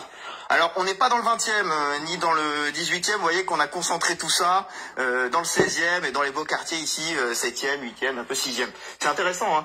La plainte initiale qui est déposée par les ONG parle de région parisienne, 33 propriétés, et de 11 propriétés Côte d'Azur, 85 millions d'euros potentiellement. 85 millions d'euros rien qu'en France. Imaginez, par rapport même aux chiffres que je vous ai donnés tout à l'heure, c'est une part importante. La fortune, c'est pas que l'immobilier. Il y a l'immobilier, il y a les comptes en banque, il y a les entreprises, il y a les voitures, il y a les yachts, les objets de luxe, les costumes, les bijoux, etc. Je m'arrête sur les entreprises. Une société qui a arrêté notamment les enquêteurs de Mediapart et les médias gabonais. Delta Synergie, détenue par différents membres de la famille Bongo, qui a des parts dans le secteur industriel gabonais, les mines, le pétrole, le secteur agroalimentaire, le secteur des services. Donc là aussi, c'est un élément de patrimoine et un élément de revenu en même temps. Je m'arrête aussi quand même sur les voitures. Passion de Omar Bongo, visiblement il l'a transmise à son fils. Voici le parc des voitures de la présidence du Gabon. Alors il n'y a pas trop de Renault Clio hybride, c'est de la Rolls-Royce, c'est de la Mercedes, c'est de la Bentley. France 24 qui a diffusé ces images s'est même procuré une facture de commande de voiture en 2010, donc juste après l'arrivée au pouvoir d'Ali Bongo. Il y en a pour 14 millions d'euros avec, là encore, vous regardez là, Bentley, Rolls-Royce, BMW, voilà. On aime le luxe, et encore, on est au début du déballage, parce qu'on est peut-être au début de quelque chose qui va être encore plus important. 14 millions d'euros, je vous ai bien dit ça en voiture. 14 millions d'euros. En 2010, hein. En 2010, une commande. On n'a pas les autres commandes qui ont suivi. Il y a même un bus VIP, là, bus VIP, oui, je fais ça, voilà, 7 millions d'euros. Bon. Mon cher Benjamin, question pendante. Comment ont-ils amassé autant d'argent? Je crois que la photo parle d'elle-même. La source de revenus essentiels du Gabon, c'est le pétrole. Et le système a été mis en place, d'après les enquêtes journalistiques et entre autres celles de Mediapart, par le père Omar Bongo, prolongé peut-être un peu d'une manière un peu moindre par le fils.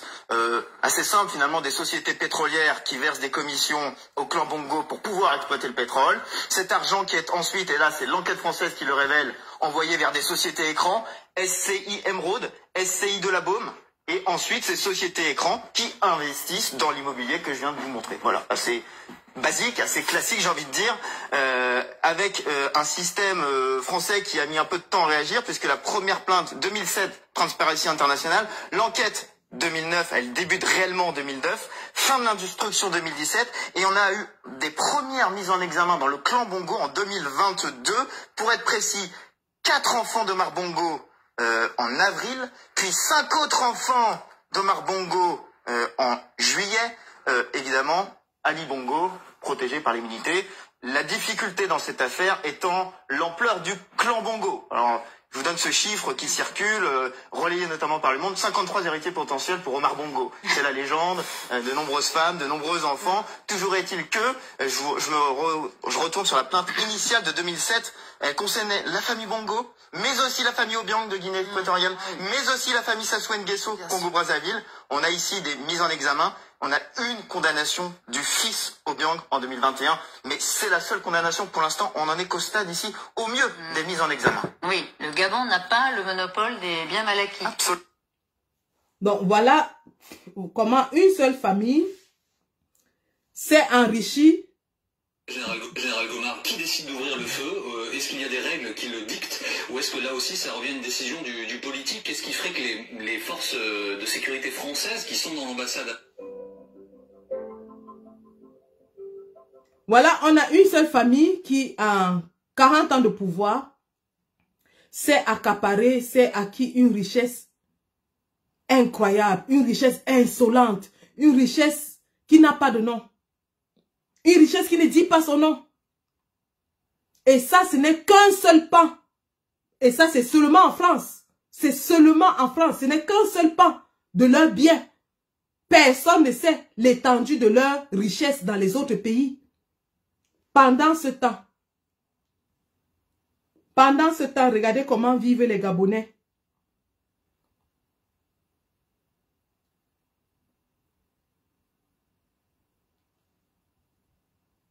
Pendant ce temps, je vous montre comment vivent les Gabonais. J'aurais pu faire tout le dossier sur les biens mal acquis.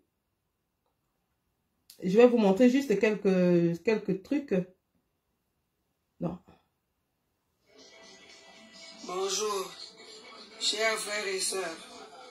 Lorsque nous sommes au 21e siècle dans un pays où il y a autant d'argent et que nous nous rendons compte de l'extrême pauvreté autour de nous, là, nous avons des gens qui ont une famille et les parents dorment tranquilles et ces frères, cette sœur vivent dans l'extrême pauvreté dans un pays où la richesse abonde. Voilà, ça c'est la maison de quelqu'un. Au Gabon, voilà, ils n'ont rien à manger au quotidien, ils ne peuvent pas se soigner. Une pauvre maman qui est là, parce qu'elle n'a pas eu d'enfant, elle n'a personne pour s'en occuper. Heureusement qu'elle a son frère, qui lui aussi est sans emploi, et a été handicapé, a perdu son emploi il y a une décennie. Et voilà, c'est l'extrême pauvreté. C'est ce qu'on appelle la misère dans un pays où on dit qu'on a des gens, des émergents. Voilà, c'est l'extrême pauvreté. Avec ça, vous allez me dire qu'il y a aussi l'église à côté qui observe. L'église, c'est nous. Et si nous devions faire quelque chose, voilà les vrais problèmes. Ne me parler d'aller remplir les caisses des prêtres, oui, ils sont au service de l'église, mais il y a des gens aussi autour de nous qui ont besoin d'être secourus. Ça, c'est ce qu'on appelle parer au plus urgent. Donc, voilà dans quelles conditions. Ça, c'était juste une courte vidéo d'une citoyenne gabonaise qui montre l'extrême pauvreté. Lorsqu'on sait que le Gabon est le deuxième pays le plus riche en Afrique, lorsqu'on sait que chaque citoyen gabonais pourrait avoir minimum 200 000 francs par mois provenant de l'exploitation de leur pétrole et de leurs ressources minières. Rappelons que le Gabon n'est pas que riche en pétrole, qu'il a aussi de l'uranium et qu'il a l'une des forêts les plus riches du monde. Regardez, 60% des Gabonais vivent en dessous du seuil de pauvreté. Pendant ce temps, la famille Bongo, pendant 40 ans, s'est enrichie insolemment, avec outrance, avec insolence, au mépris et au défi de tous les Gabonais. Je vais vous montrer quelque chose d'autre, pour vous montrer à quel point ces gens sont méchants. Et que lorsque le peuple va sanctionner, c'est parce qu'il en a marre. C'est parce que les Gabonais souffrent. C'est parce que les Gabonais en ont assez de misérer, de ne même pas être capables de se soigner dans leur pays, alors que leur pays est le deuxième pays le plus riche d'Afrique en termes de ressources minières et pétrolières. Je vais vous plonger un tout petit peu dans ce reportage. Voilà. Ceux qui étaient considérés comme les marionnettes de la France étant marionnettiste dans l'histoire, ceux qui étaient en risque de faire en permanence un chantage à l'indépendance énergétique de la France. Alors, je commence dès le début.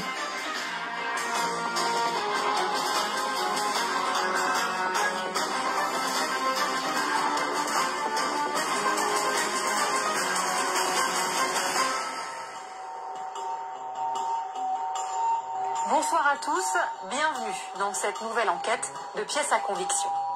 Ils dépensent des millions d'euros pour acheter des voitures de luxe, des bijoux, des œuvres d'art, des hôtels particuliers à Paris ou des villas à Malibu. Il dirige des États où le pétrole coule à flot, mais où la population vit dans la misère. Après plusieurs plaintes, une enquête judiciaire a finalement été ouverte en 2010 contre 3 chefs d'État africains et leur entourage pour blanchiment d'argent et détournement de fonds publics. Des centaines de millions d'euros sont en jeu.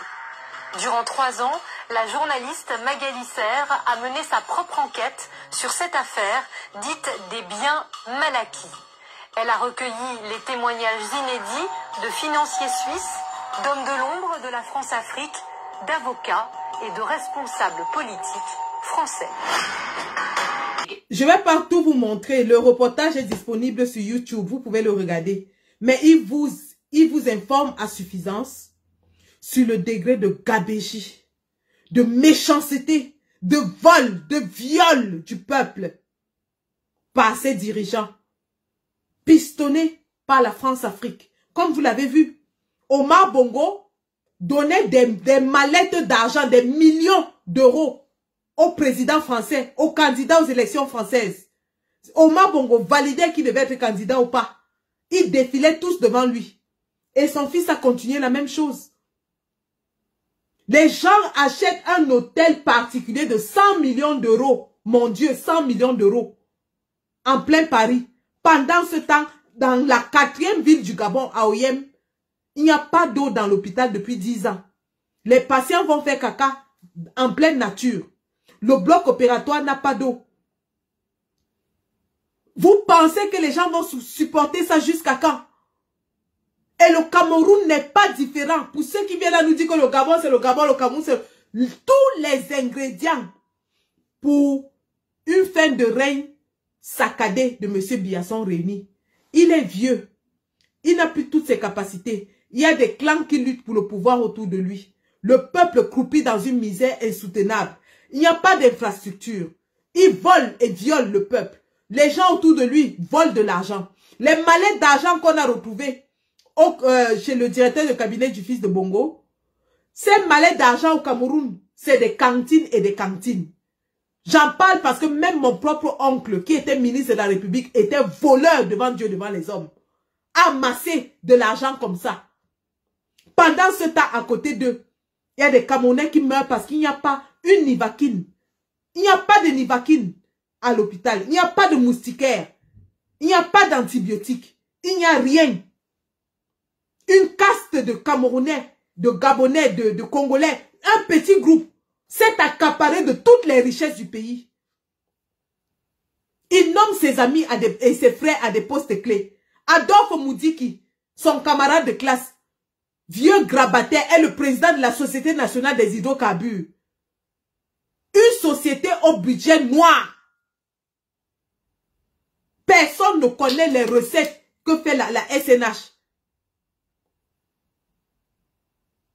Il est assis là, il est déjà vieux. Et sa femme, qui est aussi comme Chantal, elle copine avec Chantal Biya. Vous pensez que qui dirige au Cameroun? Vous pensez que qui dirige au Cameroun? Le directeur de la SNH, je vais vous montrer. Hein. Quand on parle du Cameroun, les gens viennent nous dire que non, non, non, non, c'est différent. Pour rigoler. Adolphe Moudiki. Je vais vous montrer celui qui dirige le pétrole camerounais depuis de longues années. Ami, camarade de classe de Paul Biya. Et sa femme est copine avec Paul Biya. Elle est aussi originaire de Sangmelima, la région de Paul Biya. Qui fait ouvrir le feu.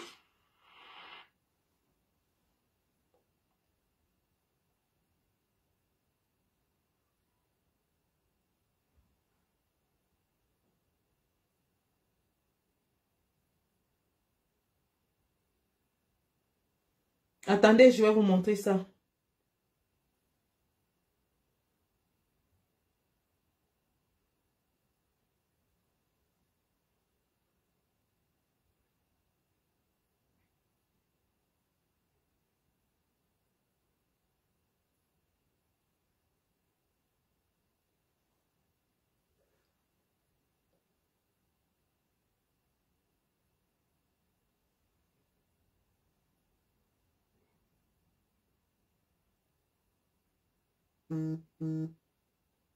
Regardez. Le voici. Voici celui qui dirige la Société nationale des hydrocarbures et son épouse au Cameroun. Les voilà. Regardez. Regardez. Depuis de longues années. Les voilà. Camarade de classe de Paul Biya. Voilà celui qui dirige notre pétrole. Le voilà. Voilà celui qui dirige le pétrole du Cameroun. Société nationale des hydrocarbures. 4e pays producteur de pétrole en Afrique. Voilà celui qui gère le pétrole. Le voilà. Le voilà. Voilà celui qui gère le pétrole du 4e pays producteur de pétrole en Afrique. Les voilà. Et vous me dites que le peuple n'en aura pas marre? Vous me dites que les Camerounais un jour ne vont pas en avoir marre? Une caste de grabataires, de vieillards s'est accaparée du pays depuis 40 ans. On plongeait le pays dans l'obscurantisme, le clientélisme, le népotisme. S'enrichissent pendant que le pauvre peuple croupit dans une misère insoutenable. Au Cameroun, on enferme les femmes parce qu'elles ne sont pas capables de payer les frais de césarienne. Les hôpitaux prennent les femmes en otage parce qu'elles sont incapables de payer les frais de césarienne. Au Cameroun, la route tue plus que toute autre chose. Douala Yaoundé tue. Vous avez vu Cabrel Nandjib qui est mort récemment. Si ça ne tuait pas un influenceur, est-ce qu'on devait en parler? Il a fallu que ça tue un influenceur pour que le monde entier sache que la route Douala Yaoundé tue. Une route qui fait 600 km. À l'époque, quand j'étais petite, Douala Yaoundé, malgré le mauvais état de la route, à l'époque, on faisait 3 heures de temps en route. Aujourd'hui, vous faites plus de 8 heures de temps pour partir de Douala à Yaoundé. Plus de 8 heures. En priant pour que vous arriviez en un seul morceau. Parce que c'est la route la plus criminogène du Cameroun. Donc celui qui part de Londres arrive à Douala avant que vous qui partez de Douala arriviez à Yaoundé. 8 heures. 8 heures. Et les gens sont assis, ils nous disent que non, le Cameroun, il n'y aura jamais ça. C'est le continent, c'est le machin, c'est le ceci, c'est le cela. Le continent de quoi? Continent de pauvreté. Continent de misère. Continent de galère. Tout ce que Paul Biya a fait pendant ces 40 ans de règne a été de plonger les Camerounais dans la distraction. Encourager la promotion de la musique, la danse, le sexe, l'alcool, les églises. Au point où même son armée ne fait rien d'autre que de danser et de piller, de voler les gens sur les routes. Regardez l'armée d'un pays, hein. Regardez l'armée d'un pays. Pendant que les armées sont en train de libérer les peuples partout en Afrique de l'Ouest. Voici notre armée ici.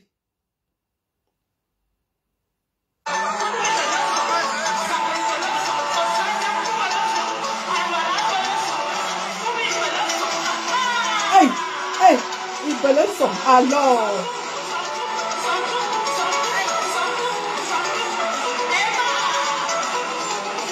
Voilà l'armée de...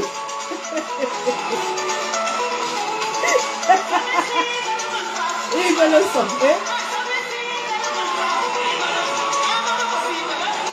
Dans quel pays est-ce que vous voyez les forces de l'ordre danser comme ça? Dans quel pays? S'ils ne sont pas en train d'arrêter les opposants et de les réprimer dans le sang, ils sont en train de danser parce que c'est ce que Paul Biya a voulu. Amener les Camerounais à la distraction. Payer des gens pour devenir influenceurs, blogueurs et créer des clashs pour distraire les gens dans la toile au lieu de s'occuper des problèmes du pays. C'est de ça qu'il est question. Et nous allons sortir de ce paradigme. De gré ou de force, nous allons y sortir. Regardez. Regardez l'armée d'un pays. Pendant que les Ibrahim Traoré sont en train de libérer le pays, chez nous, ça danse.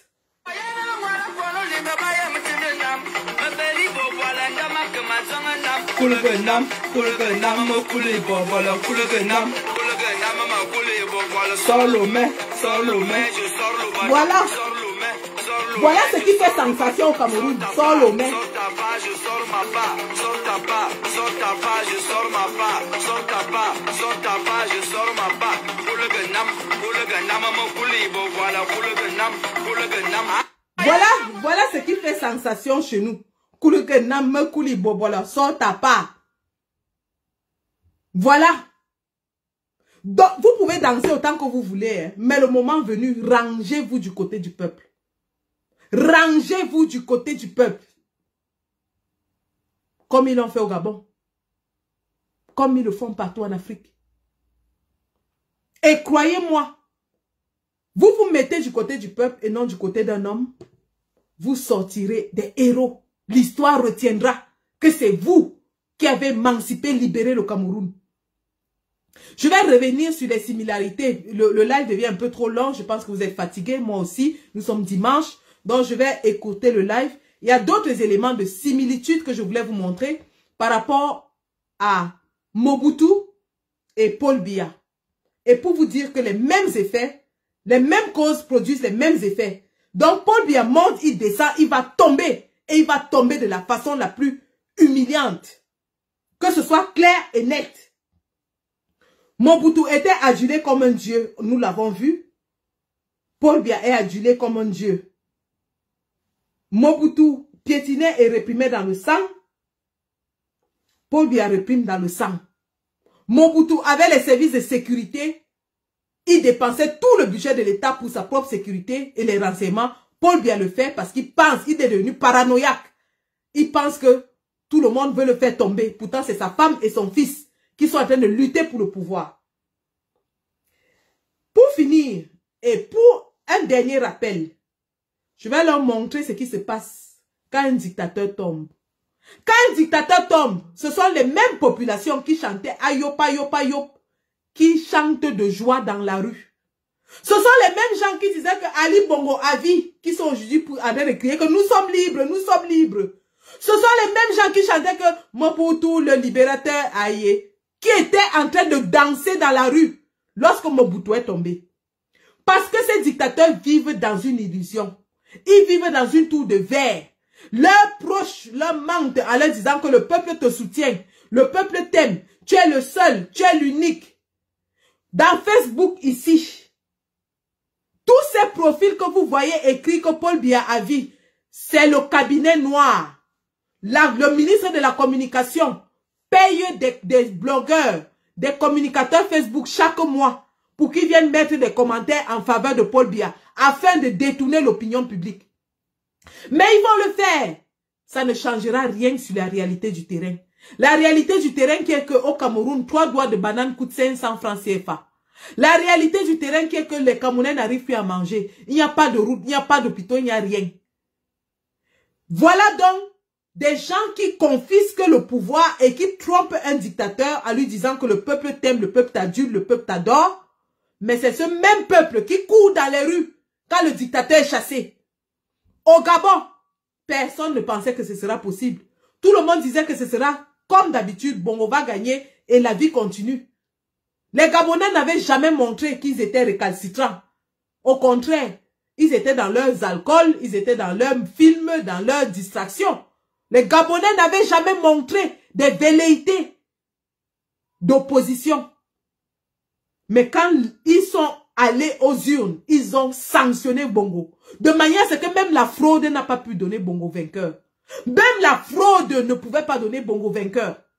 Alors je dis ceci à Paul Biya, à ses caciques, aux sardinards qui ont disparu dès que j'ai commencé à dire la vérité. Vous pouvez écrire autant que vous voulez que Paul Biya est le meilleur, le Cameroun est différent, Paul Biya vit. La vérité va vous rattraper. La vérité est que le peuple est en train de grogner. La vérité est que les Africains aspirent à se libérer de la France-Afrique. La vérité est que Paul Biya est le dernier dinosaure de la France-Afrique.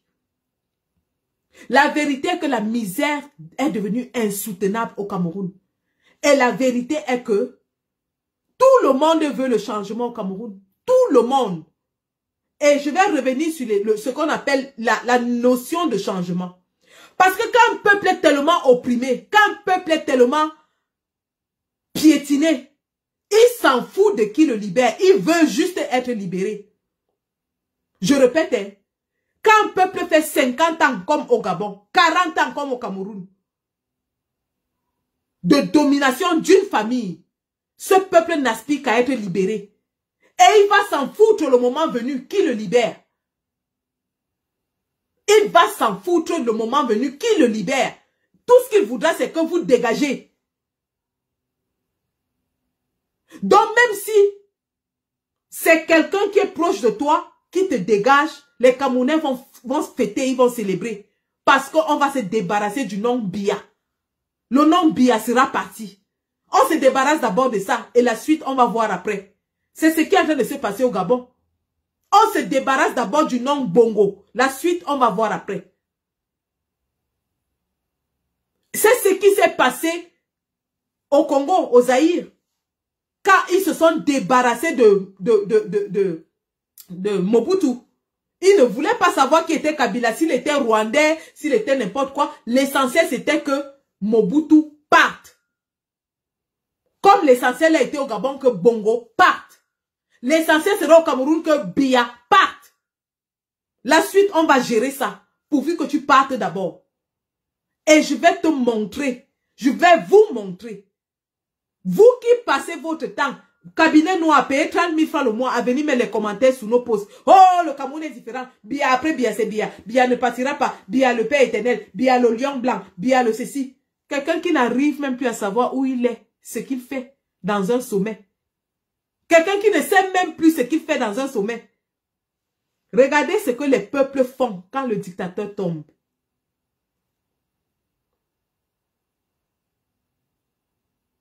Je le fais pour le développement du pays. Oui, continue.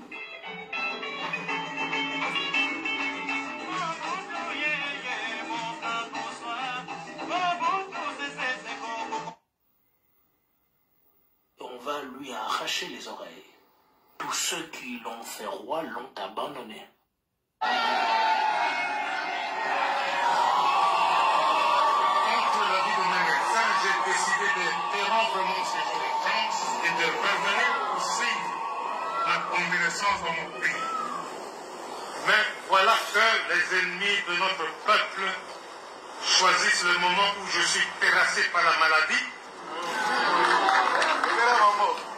pour me poignarder dans le dos. Car ils savent ce que l'intégrité du territoire représente à mes yeux. J'ai consacré un vie.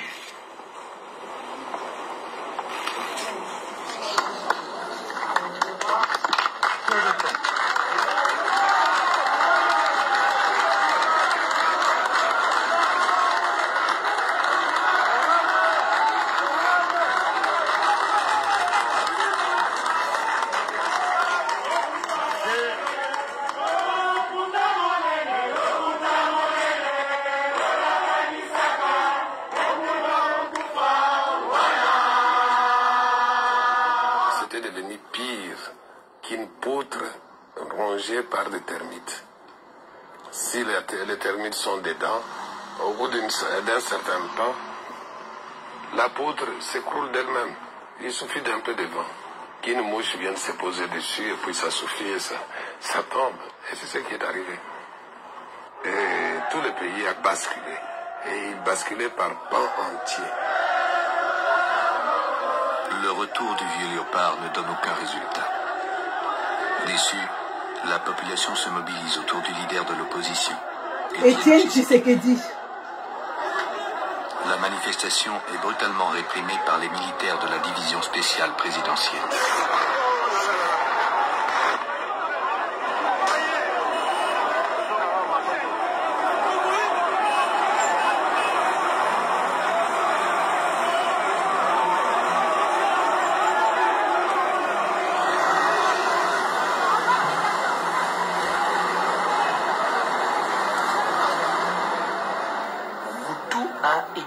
Abandonné. S'il ne part pas, son cadavre va être traîné dans la ville et on va lui arracher les oreilles. Tous ceux qui l'ont fait roi l'ont abandonné. Voilà! Tous ceux qui ont fait Mobutu roi l'ont abandonné. Tous ceux qui ont fait Mobutu roi l'ont abandonné. Donc tous ceux qui sont en train de crier Ayopa, Ayopa, Ayopa aujourd'hui, quand ça va se gâter, ils vont fuir. Même Chantal Biya va fuir. Franck Biya va fuir. Voilà Ali Bongo aujourd'hui qui est dans une petite pièce en train de crier make noise, make noise. I'm begging you, make noise. Quand la chute arrive, tu seras seul, Biya. Tu seras seul et abandonné.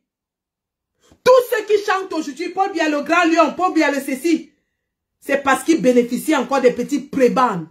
Mais quand la chute arrivera, même ta femme va te fuir. Même ton fils va te fuir.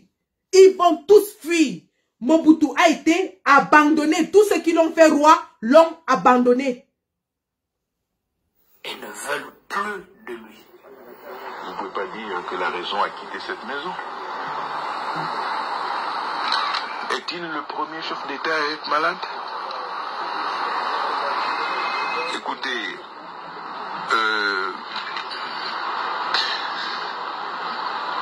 l'humour est parfois une forme une certaine façon de lutter, de résister. L'humour. Laissez les Congolais au moins garder l'humour. Ça leur permet de résister. Les Aïrois, vous voulez dire? Les Aïrois, oui, je vais dire. Excusez-moi.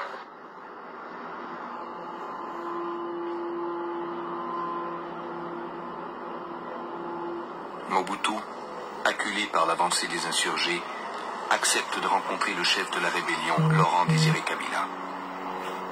Et pour parler de paix s'engage en présence du président sud-africain, le vieux sage Nelson Mandela.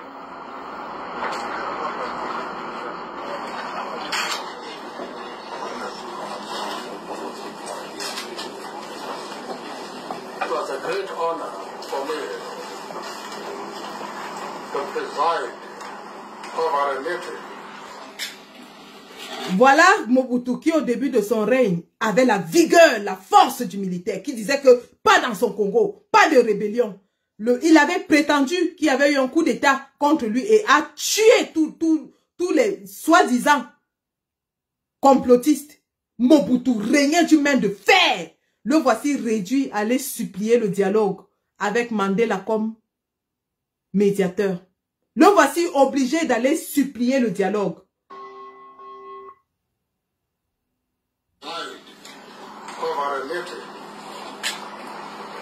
of two of the greatest sons of Africa.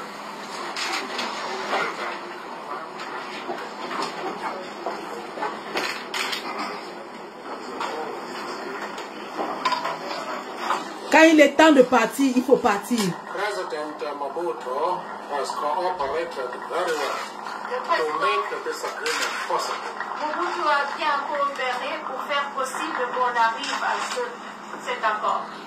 And he understands that as the head of state, Et il the comprend en tant que responsibility chef lies d'État primarily on him la responsabilité qui pèse sur lui of facilitating a solution. de faciliter une solution. Good, thank you. Regardez, on le soutient pour se lever. Il n'arrive même plus à se lever, regardez. Regardez. Laurent Désiré Kabila n'a eu qu'un seul mot pour le dictateur.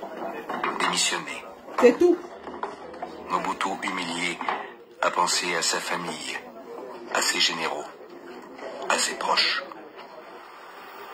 C'est à 8 h du matin, moi, ministre de l'Information, que je reçois un coup de fil comme quoi le président se trouve à l'aéroport et qu'il embarque. Je fais mon compte rendu à 15 h exactement devant toute la presse. Monsieur Laurent Désiré Kabila, ces négociations, on le sait, ont échoué. En conséquence, le chef de l'État a quitté Kinshasa vendredi matin pour se rendre à Badolité. Si on n'avait pas mis de force dans l'avion, il restait jusqu'à la fin. Mais ça a été des moments, je veux dire, d'inquiétude intense. Vous entendez? Si on ne l'avait pas mis de force dans l'avion, il resterait.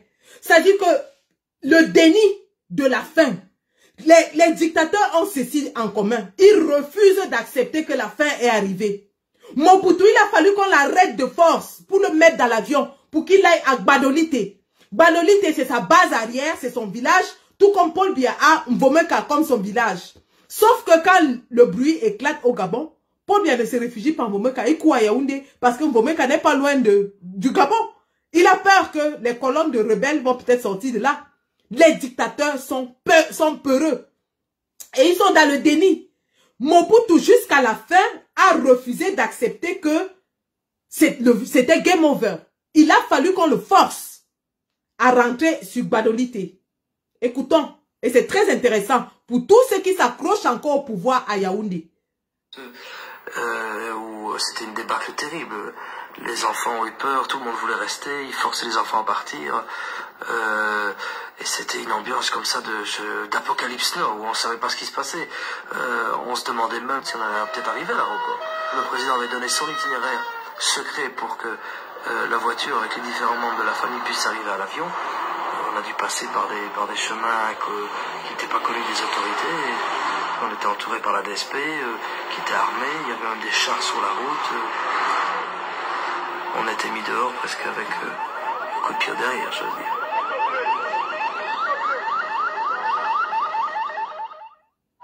Le Zaïre, c'est fini. Laurent Désiré Kabila s'est proclamé président de la République démocratique du Congo. Kinshasa est aux mains de ses troupes et les dignitaires de l'ancien régime ont fui pour la plupart de l'autre côté du fleuve.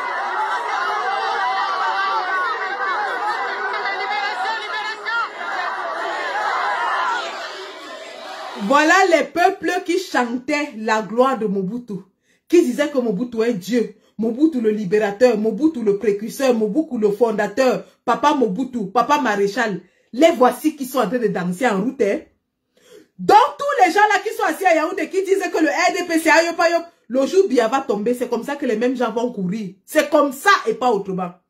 Et Mobutu était dans le déni, tout comme Biya est dans le déni. Que la fin est déjà arrivée, il faut partir. Quand Mobutu, on le force, on le met dans l'avion pour Gbadolite, les forces rebelles, son avion est à portée des chars des forces rebelles. C'est-à-dire que si Kabila voulait la battre, il la battait. Mais jusque-là, Mobutu refusait, il disait qu'il ne part pas. Donc, voilà aujourd'hui, on demande à Biya de partir, ils disent que non, Biya ne part pas, Biya est trop fort, Biya est ceci. Quand ça va arriver, tous ceux qui l'ont fait roi vont l'abandonner, y compris sa femme, y compris son fils. Parce que quand le danger arrive, Chantal Biya ne va pas s'encombrer d'un vieux qui ne peut même plus marcher. Elle va fuir. Elle va ramasser, elle aura seulement le temps de ramasser sa perruque et de fuir. Franck Biya ne va pas s'embarrasser d'un vieux qui ne peut même plus marcher. Il va fuir. Tout le monde va fuir. Paul Biya. Donc, je vous fais suivre la liesse. Voilà le peuple qui chantait Mobutu qui est en train de danser. On casse, on piétine les portraits de Mobutu. Voilà. La chute du dictateur. Elle n'est jamais belle. La chute du dictateur n'est jamais belle.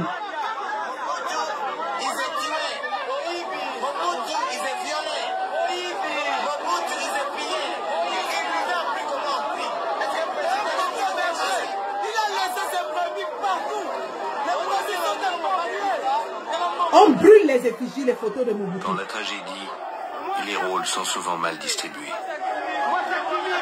Le dictateur en exil survit dans un lit d'hôpital, tandis que ses derniers fidèles sont lynchés. Voilà!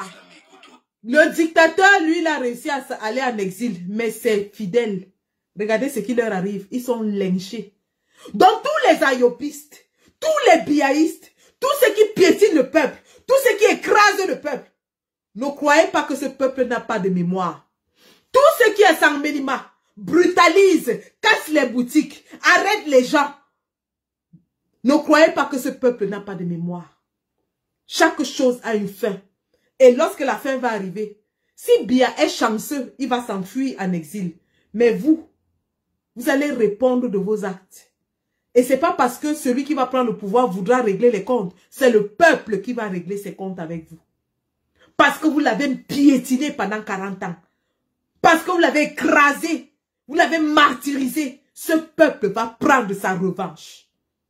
Ne vous fiez pas aux airs amorphes du peuple. Chaque peuple a son seuil de tolérance. Regardez ce qui arrive au cacique de Mobutu, hein, et que les Sardinats réfléchissent bien sur leur sort après Biya.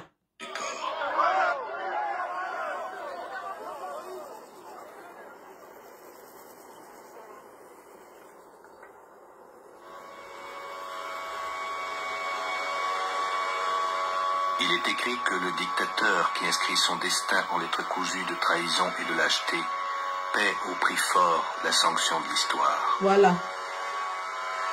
Il est écrit qu'on peut tromper une partie du peuple tout le temps, qu'on peut tromper un certain temps tout le peuple, mais qu'on ne peut jamais tromper tout le peuple. Tout le temps.